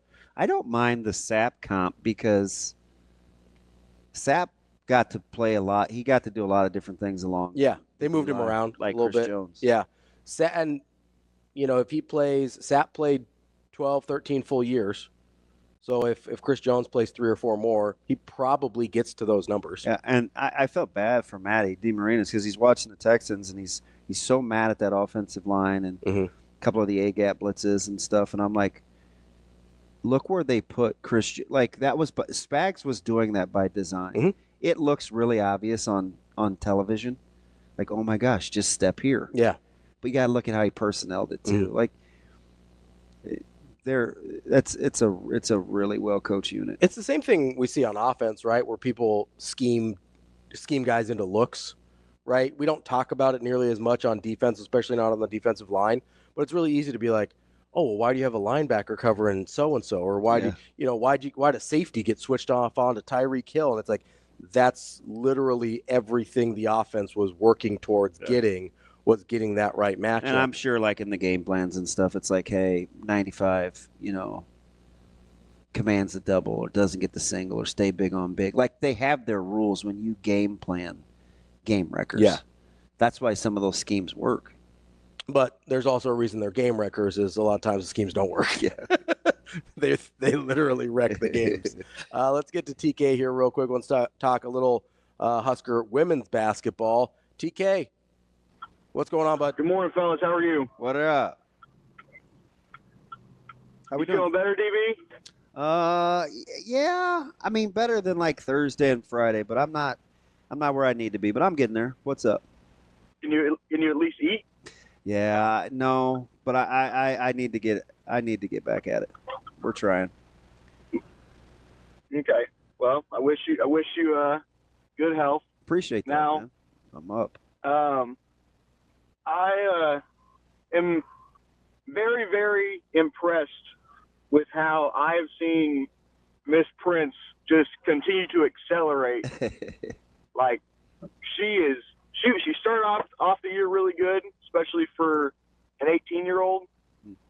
But I mean, that performance against Iowa is different.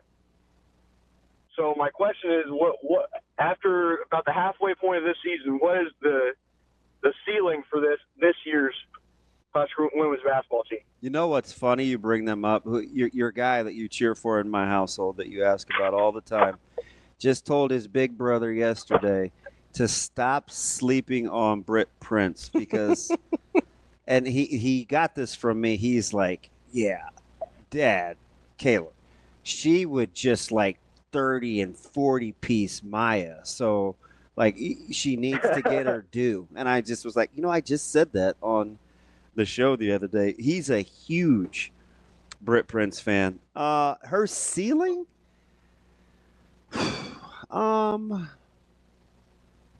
Wait, did you ask her ceiling or this team's ceiling, TK? This team's ceiling. We It's high. talked about her ceiling before. So their ability to play without two of their better players, the depth that Coach Williams has been able to establish, I think, has been pretty sweet. We were trying to get her last week. She said it wasn't a good time. We're gonna get her. We think we're gonna get her this week, but this is one of her better coaching performances in my opinion. They haven't been as good on the road, but what she's been able to do without two of her better players and just the amount of emotional ups and downs losing those two, I think it has been incredible. And they got one in a tough arena the other day at Iowa, which I was pretty impressed with, especially down the stretch when it didn't look good. That was a heck of a win. Yes. Yeah, it was. Hey, and also, Sam forgot Joe Thuney and Creed Humphrey in the Hall of Fame discussion. Yeah, those two are going to end up in the Hall of Fame. It's hard for centers, but man, they are way good. No pushback from me there, TK. TK, appreciate the call, bud. Have a good week.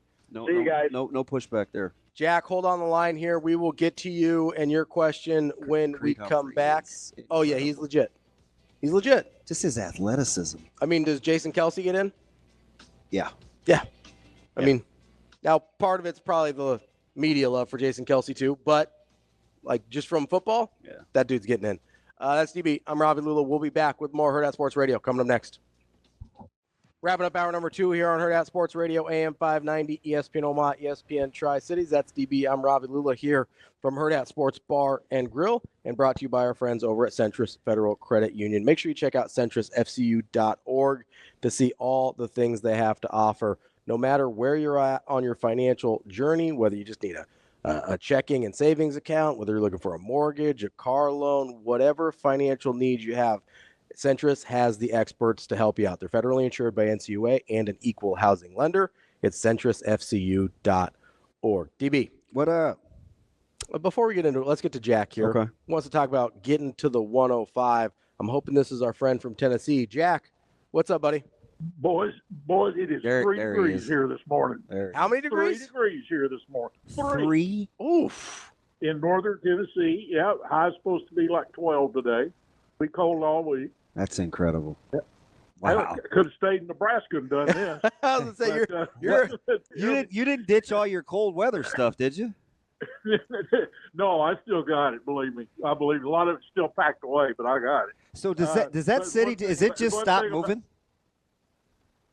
Is it what now? Did the city just stop moving? No. Now last week it was funny. They had we had about 4 inches of snow, and it melted in like 2 days, and they didn't have school for a week. So I was not kidding you. Didn't have school for a whole solid week. Oh boy. But and the roads were fine. But anyway, but I don't have any of them left either, so it doesn't matter. But here's my question for you. Yeah. All right. If we have to go to a hard 105. Yeah. We've got 31 or 2 defensive backs. Yep. How many will they actually carry at a 105? Well, they'll probably lose about 7 or 8 after You spring. think they'll carry that many? Which would be 21 or 2, 3? 7 or 8 is safe. Yeah. There's a couple guys I think that were currently on the roster that probably know they're not going to be there, and I think Nebraska knows that they're not going to be there. But I mean, we'll freak out probably like as a fan base, but I think there's just you kind of get a feel for who's in and who's out. And I think that's not a room. They already lost HDK. He's not coming anymore. The Gilchrist kid. Right. And stuff like that will happen. It will literally be like, hey, let's see what we have. If not, no harm, no foul. That's probably not the room that I worry about sorting itself out. I think wide receiver is going to be interesting. Yeah, I do too. Because it's going to be. I wonder about offensive line. Offensive line will be interesting. 23 or 4, and Yep. how many will they actually carry? God, At the 105, will they carry 12 or 14? Man, I think you got to have minimum 18, don't you? I think they carry 20. I bet. I think you have to have minimum of 18. I bet they carry 20. You know what's interesting though, Jack, as we kind of watch this unfold for this first year with the 105. Like, I asked Vers about this on Friday. By position group, will you have numbers? Right, where you like, we need X amount in this room, we need X amount in this room, we need X amount in this room, like you would, like on a travel roster for like the NFL. I don't know. It's going to be really interesting. I think this is going to be a very, very interesting spring. Probably as interesting as we've had in a long time. If you just looking at how intense the competition is going to be around there, and especially without a quarterback battle. It's not going to be that kumbaya all whole hands. It's going to be competition this spring. Yeah. It's going to be last man standing kind of a thing. It's going to be interesting. Absolutely. Well, listen, you guys have a great rest of your day, and listen to the show, and thanks a lot. Hey, stay warm. Appreciate you, Jack. He brings up an interesting point there about the hole in the hands and kumbaya, right? Because I would say that on your guys' teams, that was a highly competitive atmosphere, right? Very much so. But you guys were also pretty cool. Yeah. With one another. Oh, yeah. How does that balance work? Is it just the makeup of the personalities in the room? It's hard. Because it is really hard to be like, hey, I want to take your job and take all your things, and now you add the money involved, right? It's easy for me to. It's not going to be accurate. Okay. I mean, I appreciate you asking because it was highly competitive, but there's 2 things that weren't involved. Mm-hmm. Number one, we were winning. Sure. So losing wasn't a part of the environment, and there wasn't the money either. Yeah, the NIL makes it way different. So like that's I'm not qualified. I'm not qualified. Yeah. But I will say, from a competitive standpoint, it's very hard for Book and Barron and and Ralph and Book and guys like that, or Mike Minner, Mike Brown, or Jay Foreman and John Hess, or Jason Wilson, Jason Peter. It's hard. It's not Dante Jones, Dwayne Harris, or Jared Thomas and Grant Wish. It's not hard for guys. It's not easy for guys like that to get along. Yeah, it's not. It's not how they're wired.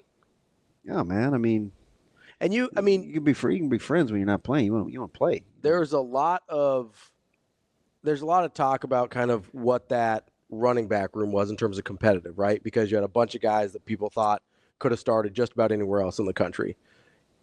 Was that the most competitive room? I think the only other one, well, there were probably two. The linebacking room was very competitive. Right? I mean, look how long it took a guy like Jamel Williams to break through. Yeah.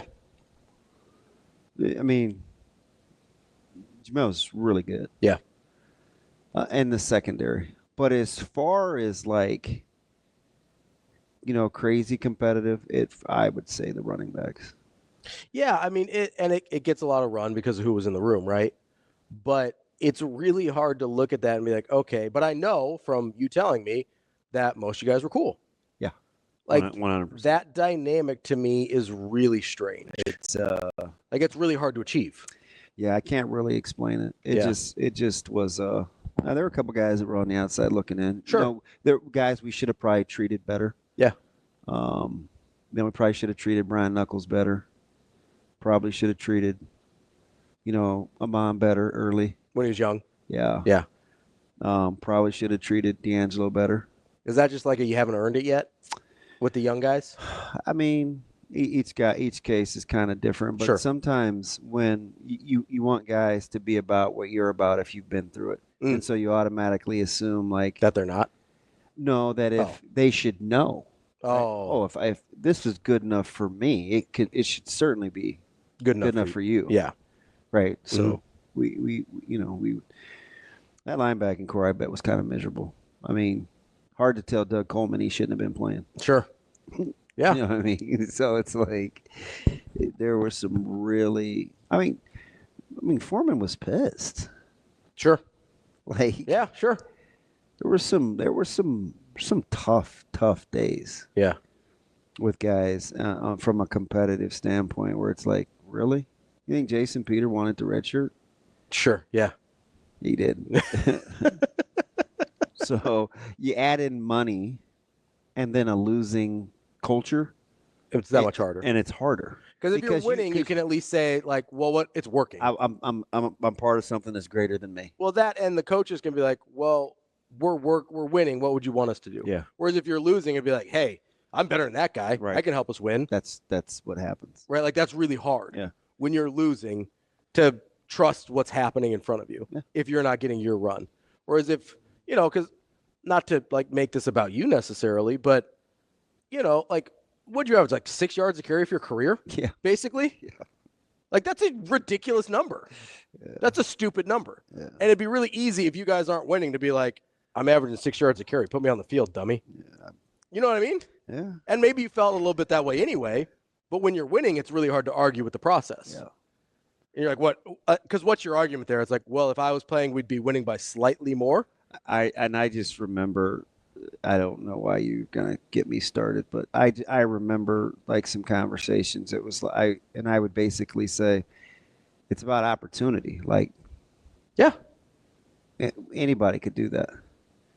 So whether that turned out to be true or not, it really wasn't. Mm-hmm. It would be varying degrees of good. Sure, because there was a pecking order, but I know Clinton thought. Everybody thought the same thing. It's if you give me X amount of carries, I'm doing that. Yeah. Right. But that's the competitive nature. Right. Right. That's why I bring it up, because you're going to have, especially in a team that hasn't won yet, you're going to have a lot of guys, because now you're not only fighting for starting spots, you're fighting for roster spots. So what these guys have to do, if they really want to, my recommendation to the defensive backs and the wide receivers and to anybody else is, there are no preconceived notions. Mm-hmm. And I mean that on both sides. So don't assume coaches think one thing and to the positive. Good, or don't assume they think it to the bad. So if you haven't had a good run previously, right? There are some of these guys I think that are kind of going into this off season or this spring already a little doom and gloom. Like, I'm not gonna. Or this guy doesn't like me because of opportunities that have been squandered. They brought in some guys ahead of me. And sometimes it's just to keep your skills sharp. They're not dumb. Like they know what they want to accomplish from a competitive standpoint. But I mean, three new DBs and the secondary at the cornerback spot and a hybrid safety is not. It's no accident. Well, it's also not like wholesale bodies, right? No, it's not I mean, it is what it is. It's enough to be competitive. Yeah, that's all they're after. That's DB. I'm Ravi Lulla. Coming up next, we're going to talk to Arif Hasan. He covers the NFL for WideLeft.football. Get a little bit deeper into these conference championship matchups, everything we saw in the divisional round as well. All that and more coming up next here on Hurrdat Sports Radio. Kicking off hour number 3 here on Hurrdat Sports Radio, presented by Centris Federal Credit Union. That's DB. I'm Ravi Lulla. We're joined now by Arif Hasan. He covers the NFL for WideLeft.football. Arif, how you doing this morning? I'm good, man. How are you? We are good. Since we love having you on, we thought like we would lob you a softball right out of the gates. We've been having this conversation. I was trying to console. This is weird because I'm not a Chiefs fan at all, but I happen to like this particular person. He's very worried about Buffalo and the matchup, and rightfully so. I mean, Buffalo's a good team, and we'll get to them. And I told him to relax. I said, you got arguably the best staff. You have the best quarterback, and you probably have the best singular unit. And I said the Kansas City Chiefs defense, the best singular unit left playing in the playoffs. And I thought about it. He's like, you think? And I go, yeah, I situationally, Spags, like I think so. If I asked you, offense, defense, special teams, the best singular unit left playing for you, who is it? Man, actually, the Chiefs' defense is a really good one because, Detroit's gone, so you can't pick their offense. Baltimore's gone, so you can't pick their offense or the post-Kyle Hamilton defense. The fact that the Chiefs have Jalen Watson back, I think, really speaks to they're a completely different unit when they've got both Jalen Watson and Trent McDuffie in their secondary. So I think actually you're making a really good argument. The Eagles are better defensively. I still think the Chiefs overall defensively are better.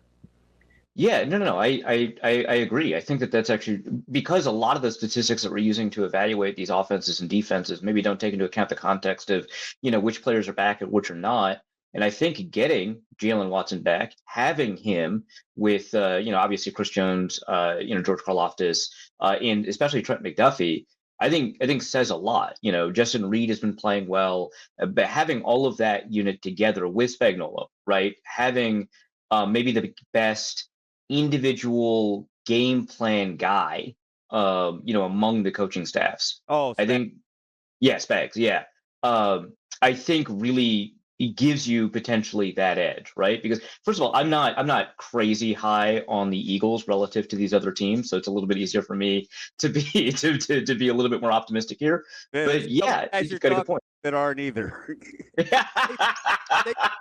feel gettable. That's what we keep saying. Yeah. They just they should have won by 30 yesterday. Right. Down to a final possession. I'm like, how? Yeah. Well, I mean, the same thing happened against the Packers, right? You're like, okay, you should be handling this team with a lot more, if you're a second seed, and they didn't do it. And I've been kind of a little bit suspicious of the Eagles all year. I just think that, Jalen Hurts is not playing quarterback at the level that you'd expect a team, the second overall seed, to be able to do. I think there are some susceptibilities that he has against the blitz. I think this is primarily a Saquon Barkley team, which isn't a bad, place to be. He's obviously a tremendous player, right? But I think that I would rather be outstanding at quarterback than I would be at running back. And I think that that's where you're at with a lot of these other teams that are left in the playoffs. So, the Eagles are good, right? It's hard to be where they're at with what without being good.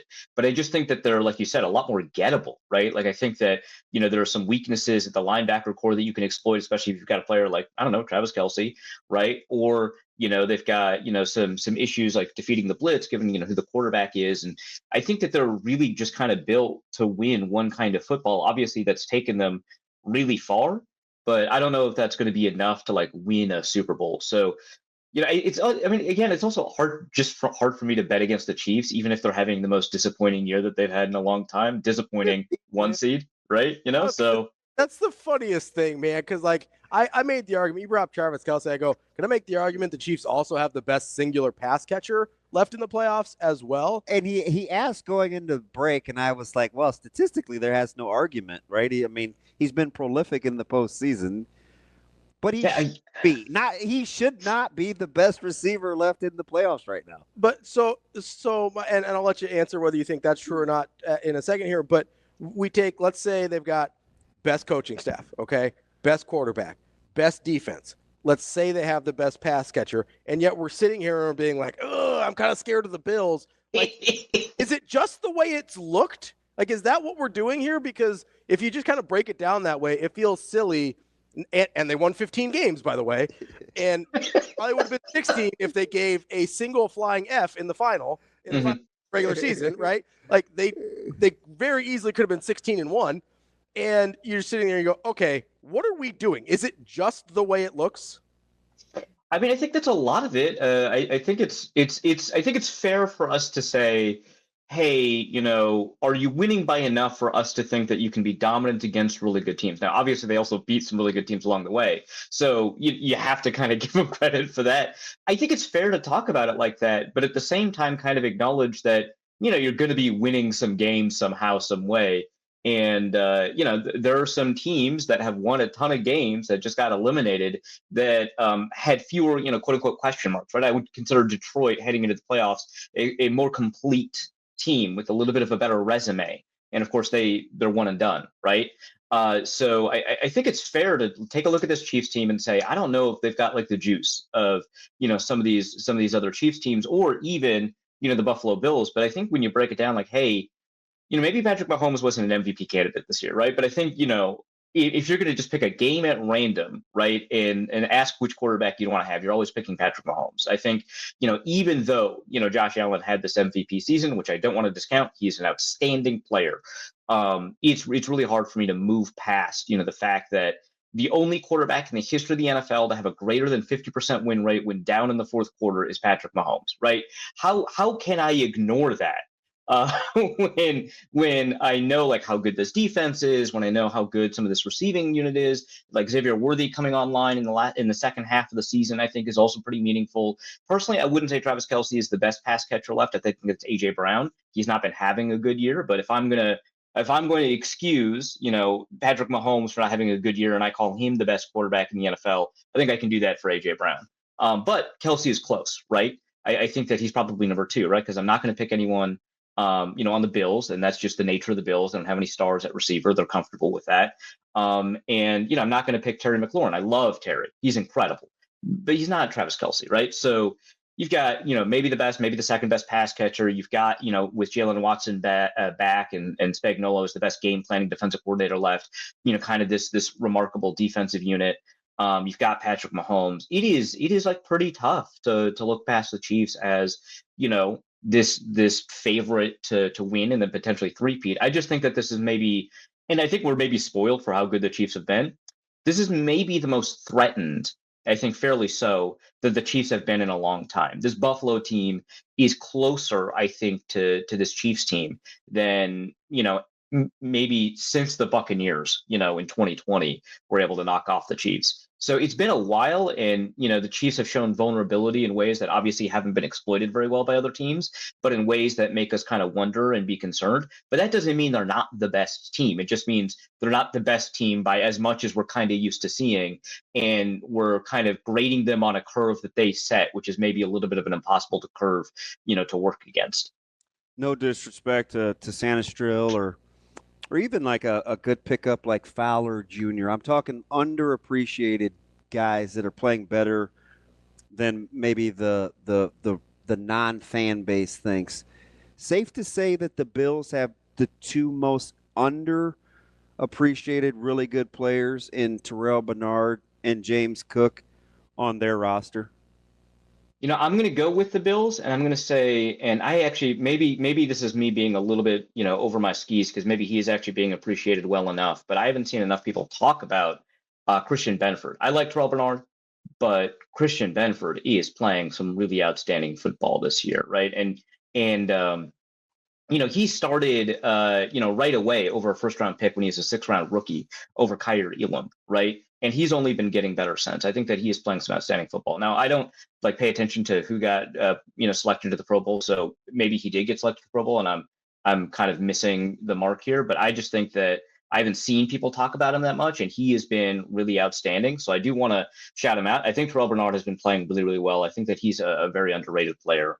And James Cook is such a good shout because he's incredible. Holy. Yeah.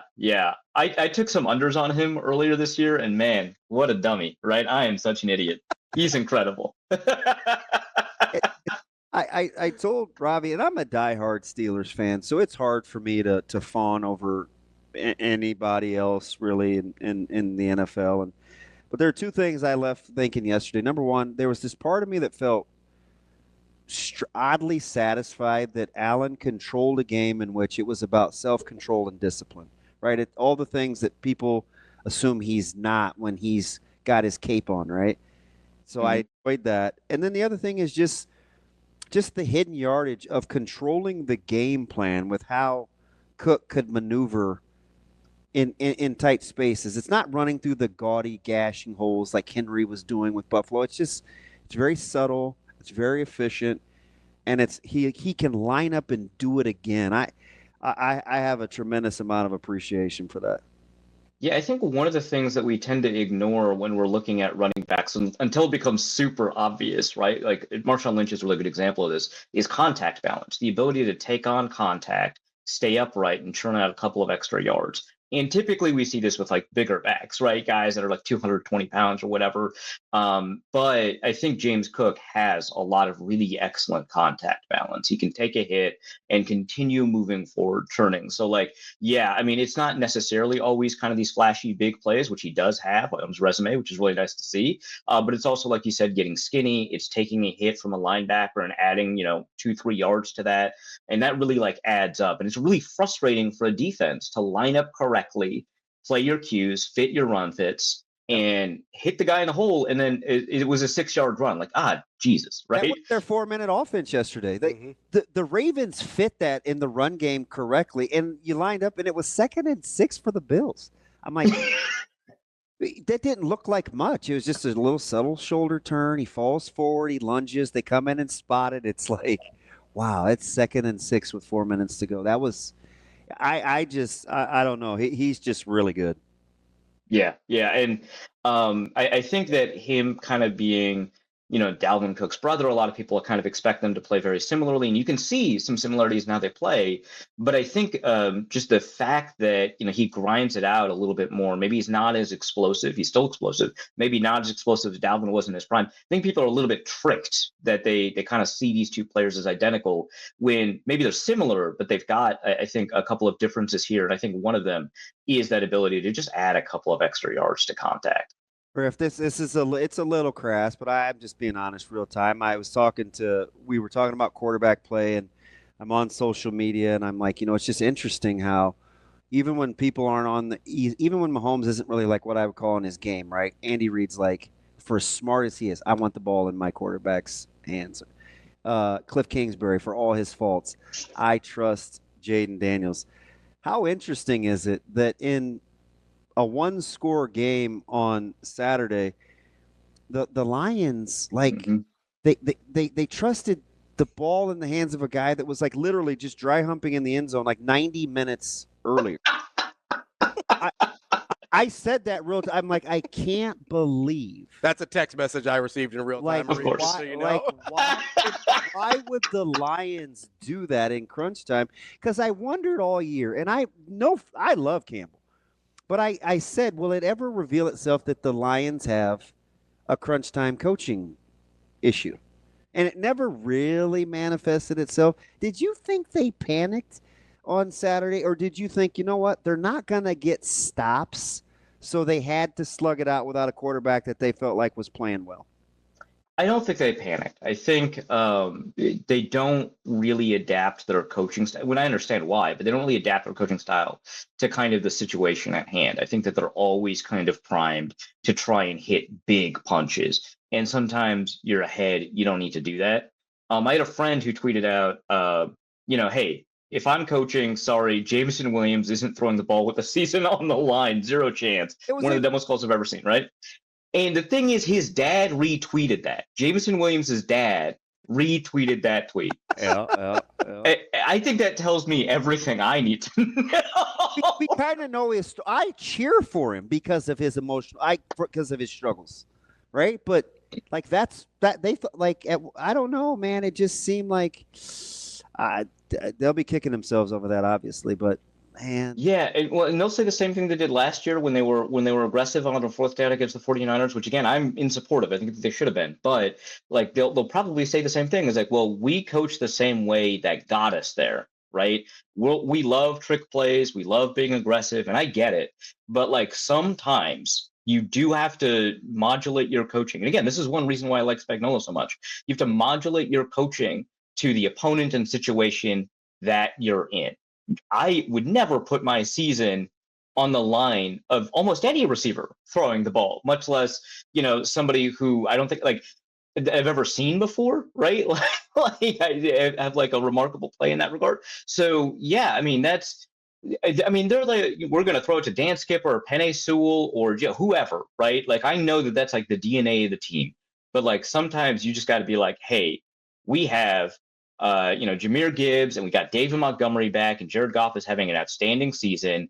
Why don't we trust that fact? And I just feel like, they kind of get out ahead of themselves because they love this kind of like big play stuff a little bit too much. Where did I go wrong on Friday? I had a little, again, take this with a grain of salt. This is a guy you're actually having intellectual conversations with that said, I think Goff has the most margin for error in terms of going this. Yeah, I said it. Yeah. Going into this weekend because of his offensive line and Ben Johnson and kind of the collection around him. How did that get so out of whack so quickly? Was it just the fact that they got points off the turnovers, or like I couldn't have been more wrong? But it seemed I don't know how wrong you were. I think he just kind of explored the limits of your statement. I think he had enough error there to kind of like figure out where exactly that was. I thought Goff was 1 and Hurts was 2. Yeah, I think it just in terms of like kind of and I think one area where it kind of went sideways, obviously, is that defense wasn't holding up, right? They'd held up for 2-3 games, but they'd finished, aside from the Vikings game, they'd finished the season with some god-awful defensive performances, right? And I think that that's like something that like when we're talking about supporting cast, it's like, do you have to score 40 to keep up? Because I love the way Goff has played this year, but I don't think that he can consistently always on demand score 40. He's had games where he's thrown 4 picks or 5 picks. In this game, he throws 1, Jameson throws another, and he's got a fumble, right? Like you can have a lot of margin for error, but it's hard to have a 4 turnover margin for error, right? Like I think, he kind of figured out exactly how much error he can get away with, and it's not 4 turnovers in the divisional round of the playoffs, right? Plus another one from his teammate. So I don't necessarily think that you were completely wrong. I do think that maybe you should have been a little bit more terrified of the problems that defense can cause. But I get where that came from, especially when you get David Montgomery back. Like, goodness. They probably should have given I know how excellent Jahmyr Gibbs was playing, so I understand why they gave Gibbs the ball all the time. But you probably should have given David Montgomery a couple of those opportunities that you gave Goff, because I think that you would have been in a really outstanding spot and not, given up that 14-point, lead entering like the bottom of the fourth. Arif, what do you do with Jaden Daniels as you look at the matchup with Philadelphia? Obviously, he's been incredible, but it doesn't really seem like anyone's talking about the idea that Washington could be playing in the Super Bowl. Like it doesn't seem like that's like I get they're one game away, but it doesn't feel like that's a thing that could possibly happen. But you're right there. This is a team that I know it was a long time ago, but did beat Philadelphia in the regular season. Yeah, they split. And split that regular season matchup. Like, is there, like, how realistic is that path for Washington and Jaden Daniels? Or is it just Jaden Daniels? Like, hey, if that dude balls out, like, there's no telling what could happen. That's a really good question. I had a friend text me. He's a Washington Commanders fan. I had a friend text me. He's like, we're doing it. We're going to the Super Bowl. And I was like, calm down. And I was like, wait a second. No, you've got a point, actually. It's just hard to conceive of them as that team. First, I think just because they have a rookie quarterback. I think for the most part, when we see teams make it to the Super Bowl, they've had a little bit of success right before, like the season before they make it to the Super Bowl. And this is like a very kind of sudden appearance. But I think the offense is there. I mean, we have to figure out kind of, how injured Sam Cosmi is and what's going to happen at right guard. I think that's going to be important because the protection there needs to hold up against that defensive front. But, you mentioned Dante Fowler. We've seen kind of the games that Dorrance Armstrong's been having over the past couple of games. We know how good Jonathan Allen can be. And Frankie Louvu's been having a frankly outstanding season, right? He had a couple of mistakes in this last game, but he's good, right? And they know how to use him. Luvu is the kind of guy that I think is not a very good linebacker if you don't know how to use him, and an incredible linebacker if you do know how to use him. And he's a really good blitzer. He's really good downhill. And I think that they know how to use him. And so you've got this kind of setup where you've got, Marshawn Lattimore playing all right. You've got Jeremy Chin playing really well. Sanderson, we've already mentioned. You've got a defense that is, I would say, good enough against most teams to kind of keep you competitive. And then you've got Jaden Daniels throwing to Terry McLaurin. And man, I've been talking about Terry McLaurin like he's one of the most underrated receivers in the league. Finally gets a quarterback, and I feel extremely smart for having said that, given the year that he's had. And they could just go off for points at any time, right? Them and Zach Ertz, and then maybe you'll get a big play from Jahmy Brown, right? So yeah, it's there. They've got that opportunity. I'm not taking them against the Chiefs, right? But they've got that opportunity. They're one game away. We should talk about them like they're a serious Super Bowl contender because they're clearly much more serious than a lot of the guys that we thought were actually serious Super Bowl contenders even 3 games ago. Yeah, Dorrance Armstrong Jr. is a guy I'd put in that Terrell Bernard category, pretty underappreciated, like for what he does in that defense. Let me ask you this, speaking of Jaden Daniels, because this was anecdotally off the top of my head last night. We were having this conversation about, is this really possible for the Commanders in Philly? And I said, let's not forget Jaden, and this was real time. I said, Jaden Daniels, this rookie season is, I can only think of a handful. This was without a ton of research, but I'm old, so I immediately thought Marino. Mm-hmm. As a Commander, then Redskin, I thought RG3. Mm-hmm. I knew Russ in 12 because that was on the heels of them beating, coming out of the Big Ten. Well, it's a long story. I won't get into that. Wisconsin. But he was significantly better than Ben in 04 as a Steelers fan. I was like, oh, no, I get what Ben did at 04, but he means way more to his team than Ben in 04. So am I missing anything? Like when you look at the list of performances as a rookie relative to where this franchise has been, remember, just one bad owner away and one coaching change away from like a whole facelift. What is Daniel's impact as a rookie in his performance for you? I think putting him up there, I wouldn't put him up there with that Marino rookie performance. That is I can't. Even one of the best. Get to the Super Bowl. Even if because Marino shows up and he is immediately a top 3 quarterback. Like that rookie performance, it's really difficult to put contextually, but that rookie performance is one of the greatest quarterback seasons, period, I think that we've seen, and he did it as a rookie. And Jaden Daniels, again, I don't want to take anything away from him. Just saying he didn't have one of the greatest seasons ever isn't taking much away from him. But I think it's kind of up there. I think it's better than Stroud's season, right, which was a really, really good rookie season, right? I think it's up there with RG3. I think it's better than Roethlisberger, like you said. That Russell Wilson season was really outstanding. I'd say it's probably better than that Russell Wilson season. But man, it is tough. I'm trying to think. Herbert's rookie season was really good. Matt Ryan's rookie season, I think, was pretty underrated, actually, if we want to talk about that. But 2020, that was a good season. yeah, there's a bunch of these. Like, yeah, that Herbert season's really good. I would say that when you combine, obviously the rushing impact and you include the passing impact, I'd say that, I'd probably take the RG3 season, and definitely the Marino season, but there's not a lot of other rookie seasons that I would take above that. I would take this above the Stroud season. I think I take this above the Herbert season, above the Deshaun Watson season. It's another one to put out there, above the Matt Ryan season. But man, that's tough. Also, speaking of former Washington players, Mark Rippon, had a really good rookie season too. So, yeah. But I think this is up there as one of the top 5 rookie quarterback seasons that we've seen. That's Arif Hasan from WideLeft.football. Arif, we appreciate the time as always. Let's catch up again soon. Thanks, buddy. Yeah, thanks for having me. More Hurrdat Sports Radio coming up next. Welcome back, Hurrdat Sports Radio, AM 590, ESPN Omaha, ESPN Tri-Cities, KFOR in Lincoln. That's DB. I'm Ravi Lulla here on the Pillar Exterior stage. It's time for Bet On It, brought to you by Warhorse Sportsbook, the best place in Nebraska to place your sports bets. Whether you're thinking maybe a little NFL action, maybe a little college football championship action, whatever you're thinking, Warhorse Sportsbook has you covered, whether it's at the casino in Lincoln or in Omaha. Make sure you get out there, warhorsecasino.com for more info. So we're having this conversation off air, spurred on by our friend Arif Hasan and his kind of ranking on the fly of rookie quarterbacks. And I'm not going to give him too hard of a time because totally impromptu question, doing this off the dome. And so was my statement on Twitter last night. Like, I hadn't done it. We hadn't done the deep dive, right? I hadn't done a deep dive. And off the dome, I thought he did a pretty good job representing the best rookie seasons of all time. I do know it is better than Ben's.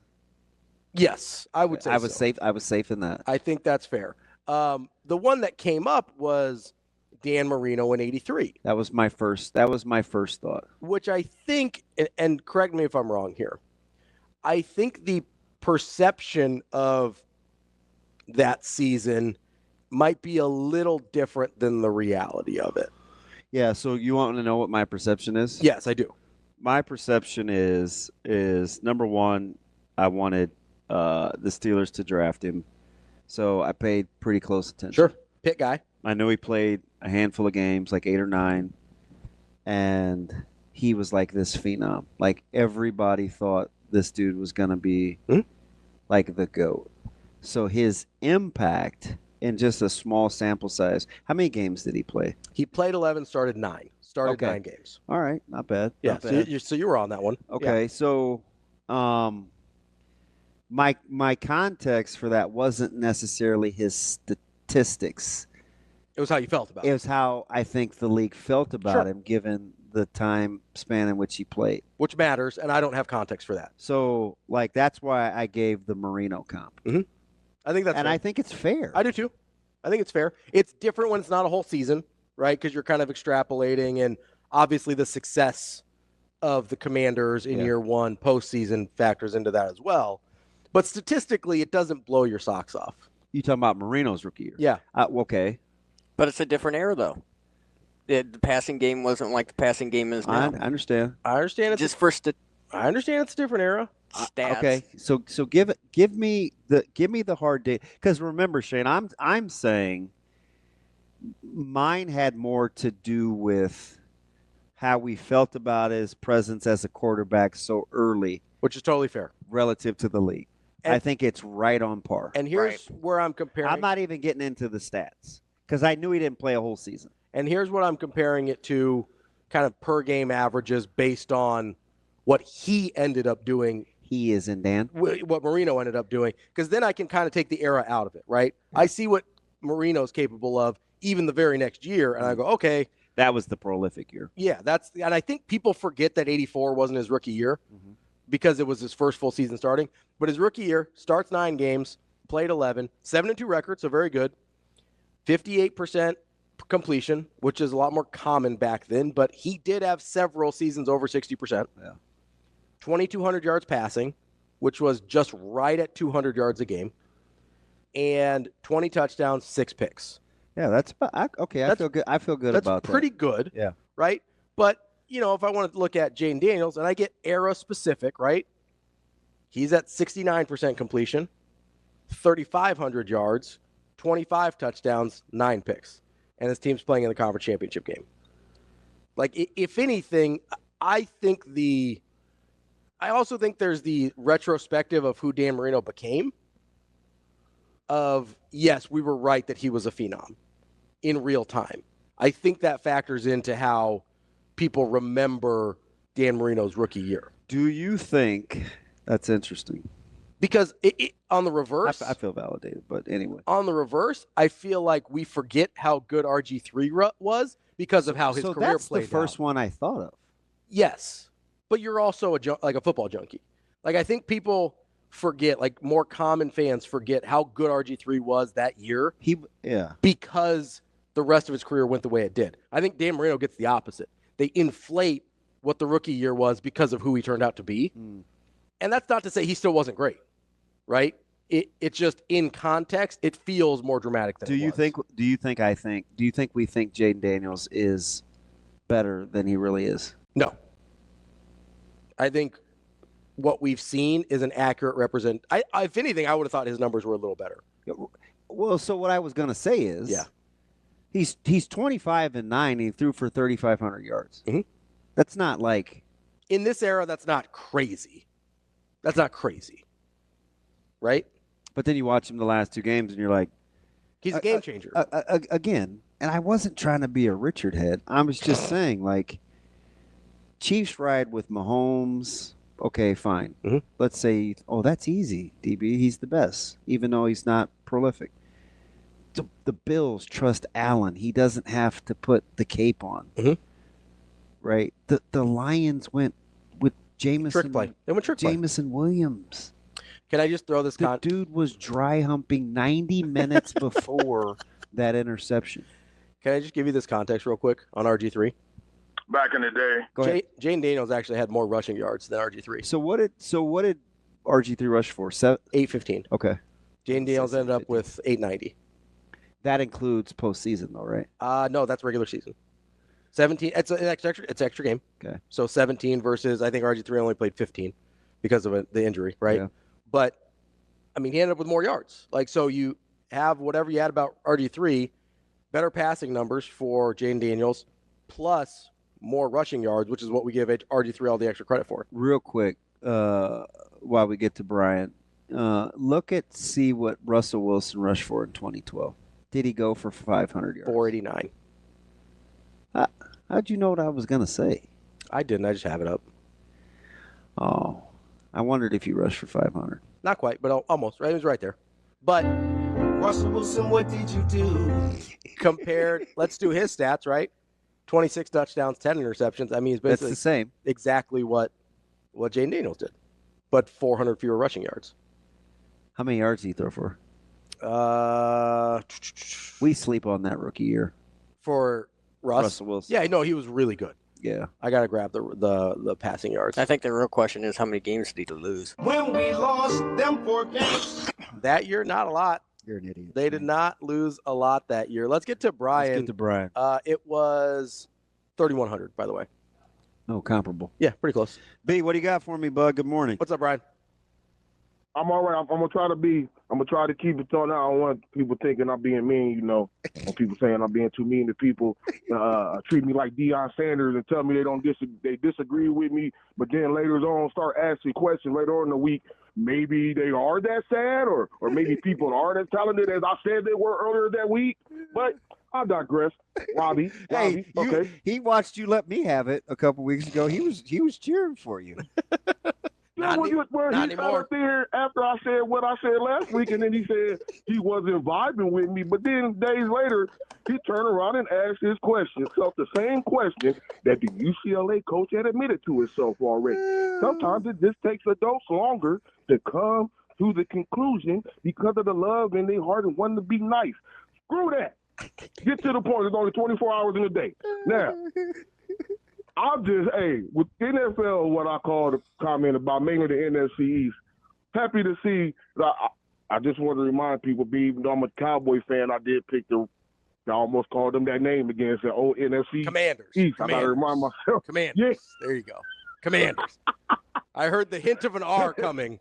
Commanders. I always have to stop now. So, just go way back to, this NFC fair I've had going back when we had 5 teams, when the NFL couldn't get their directions right and put teams that was in the South, Arizona Phoenix Cardinals in the NFC East, and the New Orleans Saints in the NFC West. I never did get that. I never did get that. People forget you had the greatest slight of that franchise's name on live radio when you went with the old. Oh yeah.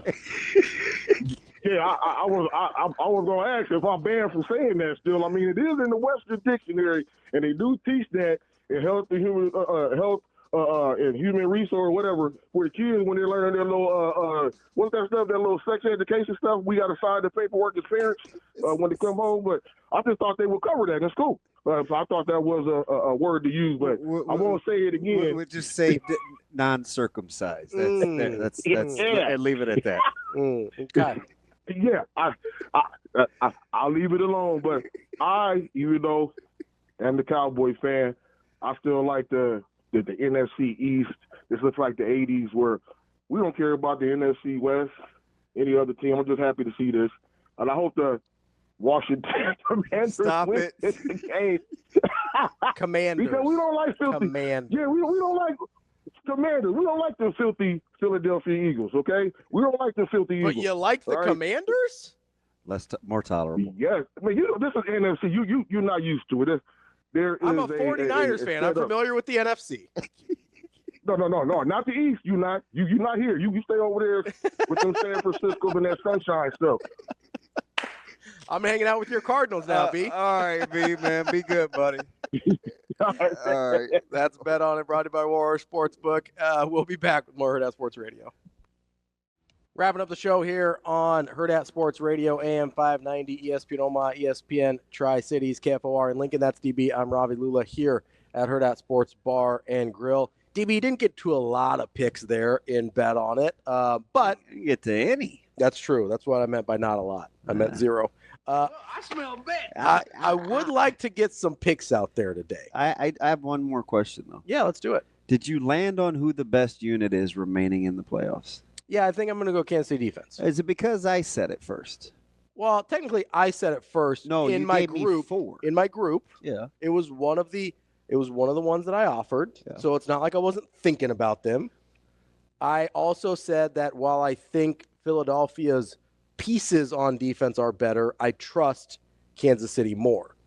Ooh, you think Philly has better pieces? Individually, I think I'm more scared of their pieces. You think people realize how well Jalen Carter's playing? I do. That's why I'm more scared of. That's one of the reasons I'm more scared of their pieces. He's a monster. He's freaky. Yeah, he's a monster. Like, he scares me. I know Chris Jones is really good and like he's scary in his own right and whatever, but like Jalen Carter kind of freaks me out a little bit. Man, that's not a guy I necessarily want to deal with. So you know what else is weird? What's that? Do you know how Josh and I were talking on social media that we thought that the Rams were actually going to catch a break with the weather? Yeah. And we're like, oh, it's gotten a lot better since they did not the 5 days before. They did not catch a break. And it was bad again. Yeah, it was terrible. Although they did the one break they did catch it was still low 30s. Yeah, it wasn't super cold. The weather was like the snow wasn't great, but I actually don't think that situation was that bad in terms like the snow doesn't help. I don't know. I think by far and away the most miserable looking person out there was Matt Stafford. Yeah, he looked miserable. Probably. I mean, he didn't play as I mean, he's from Texas, plays in LA. He just looked like he didn't look like he was having a ton of fun. Oh. He's also last drive was big though. Yeah, it was until second to last drive. The last drive was almost big too. Like they were moving, and then obviously it putters out. But I don't know. I think I do land on Kansas City, and part of it's Spagnuolo. Like I've seen him be so good over and over and over again. So how dumb am I that I like the Bills? No, I get it though. That's why I asked Arif that question. Was you look at this, you're like best defense, best quarterback, best coach. I think he's the best pass catcher over A.J. Brown left, but I'm not going to fight anybody on that. Well, but again, though, statistically, though, you're not wrong. Yeah. And we can roll our eyes at Kelce, and all he does, listen. All he does is make every big catch ever. At the oldest, he's never been younger. Never been older. Older, I should say. Never been older. Golly. He's never been older. Yeah. And he had the longest postseason catch of his career. Yeah. He just gets. I don't know. So that's why I said statistically, like, People you're love saying. the long shots. Now, what if I was picking of all the guys left? Would I say, "Oh, I'll take him first"? No, because I think you do have to put him with Mahomes. But I'm not like maybe because of their connection. I'm telling you, you get bored one day. Yeah. And you just want to laugh and chuckle. Yeah. Just watch those two. No, it's stupid. They're playing a different game than everybody. Yeah, else. when I say they're telepathically connected, I'm only sort of kidding. Yeah. Because I don't know how else that happens. So that's fair. If you take him away from Mahomes, I don't know. But if he plays with a different quarterback for 10 years, maybe it's not the same, but maybe you get some of the same stuff. Yeah. But, I mean, if we're going to talk quarterback pass catching combination, I'm definitely taking Kelce Mahomes over Hurts and Brown. I mean, that's no question. I don't like AJ like everybody else does. I don't either, but I don't know who else would be the second. And place. I would take McLaurin over AJ. Fair. Maybe you do take Daniels McLaurin over. But maybe I have to. I guess do you have to take the quarterbacks with the receiver? I don't know. I'll take Kelce independent. I will. I think I would. I think I would take Kelce independent of the four teams up. Boyce asked a fantastic question last night, and I think he's right because I didn't pay attention real time. He asked me if we were sure that Mark Andrews, had he even caught the ball, would it have been in with his bum down in the pylon? Yes. I'm positive. They showed the pylon angle last. He was going to be in. Like, there's no question. The way he fell, he was going to be in. Because he wasn't going to be touched, so it didn't matter if he hit the ground. Like, he was going to hit the ground maybe before he got in, or like his butt may have hit. Before he got out of bounds? He wasn't going to be out of bounds was not a problem. He was going to be in bounds? Yeah. Okay. Like, I'm very confident about that. I think it's easy to look at and be like, oh, maybe it wouldn't matter. Like, he was going to be in. Like, hey, that was not. I felt. So, I didn't feel bad for Lamar. I felt bad for Mark Andrews. I really did. I did feel bad for Mark Andrews. And he's one of my diabetic buddies, too. I know you cheer for him. He's been through a ton. Yeah. He was hurt. He's been hurt a ton. Yeah. Took a back seat a little bit to Likely. Yeah. He had the fumble. Yeah. Yeah, that was a tough game for Mark Andrews. And he had a heck of a second half of the season. He did. He was really good for them. And he's had a really good career too. I hated for it to be him. I really did. I hate being that guy that's like, yeah, and all of a sudden, but I'm still. I look at him, I go, even with all those things that we keep talking about, still kind of feels like the Bills might get him. It really does. But I don't feel good about that. I did see that the Eagles are up to 5.5. Somebody told me 4.5. Was that us X's and O's? Yeah, it's up to 5.5. Yep, it was 4.5. It went 4.5, 5.5, 5.5, 4.5. Now 5.5. It's too many. For against the. I don't trust Jalen Hurts to do anything. I don't really either. I do trust Saquon. But I don't trust Hurts and I don't trust Sirianni. You told me he was the MVP. I'm not mad. I am not mad. Unbelievable. I am not mad. What is that team without Saquon Barkley? Nothing. Like, they make the playoffs probably. But you can't do that, though, because you could do that with any of the aforementioned. Yeah. I mean, what's Buffalo without Josh Allen? Right, but I'm saying we usually don't do that with running backs anymore. And I get it. People don't want to. The only pushback on Josh Allen is because statistically he's had better seasons. And the other thing is where people feel like, well, it's not just because it's his turn. I'm like, no, I think this was his best year. He's been incredible. This is the best he's been. It was the thing we talked about in the game yesterday, right? The being in control. Yeah. He feels more in control than he's ever been. And he was the best player late. Yeah, which matters. And has been the playoff bugaboo for Lamar. Yeah. Although that throw that Lamar had to the end zone was unbelievable. Yeah. Yeah, Lamar it's hard. I know he had the turnovers. He just gave up too many. Yeah. He had the turnovers. Yeah. Played well late, but that's still going to come back to haunt him. The reason I was doing that with Saquon and not with Josh Allen or anybody else is we usually don't do that with running backs anymore, right? we usually don't say, oh, without this running back, what is that team? We do it with quarterbacks all the time. Well, the last case you could have made was Christian McCaffrey. Yeah, for the 49ers last year. But that's not something we do a ton with running backs anymore. I do want to get to this national championship game real quick. Ohio State still minus 8.5. Yeah. Fudge, I don't know. I mean, it feels like a big number. I don't know that it's wrong, but it feels like a big number. No, I think the number's right. Yeah. If I had to play it, I would probably lay the 8.5.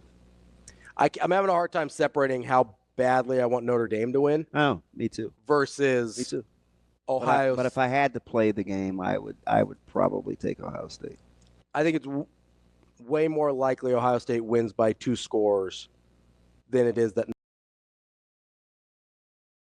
Put it in. So you think it's either a blowout or Notre Dame wins? No, I think it's more likely that Ohio State, like if I had to put odds on blowing them out versus Notre Dame winning. So you don't see it could be a close game. 27-17. But I think if you're going to go that, like Notre Dame winning would be on 27-17 is 44 points, right? Yeah, 44. And it's 45.5. Yeah. 28-17 puts you right at 45. Yeah. How about me telling you the other day that the Chiefs game should have been 10? How about last night's game where we were both almost dead on? So you said it feels like a 27-24 game. Ends up being 27-25. Yeah. I said they're going to need 30 to win. Yeah. And if they get that 2-point conversion, they would have needed 30 to win. I would have been so mad if I'd have taken that. But the reason I didn't take the bet is because you only offered me 20 more and not double. Yeah. So it gave me pause because I had to think about why you were saying that.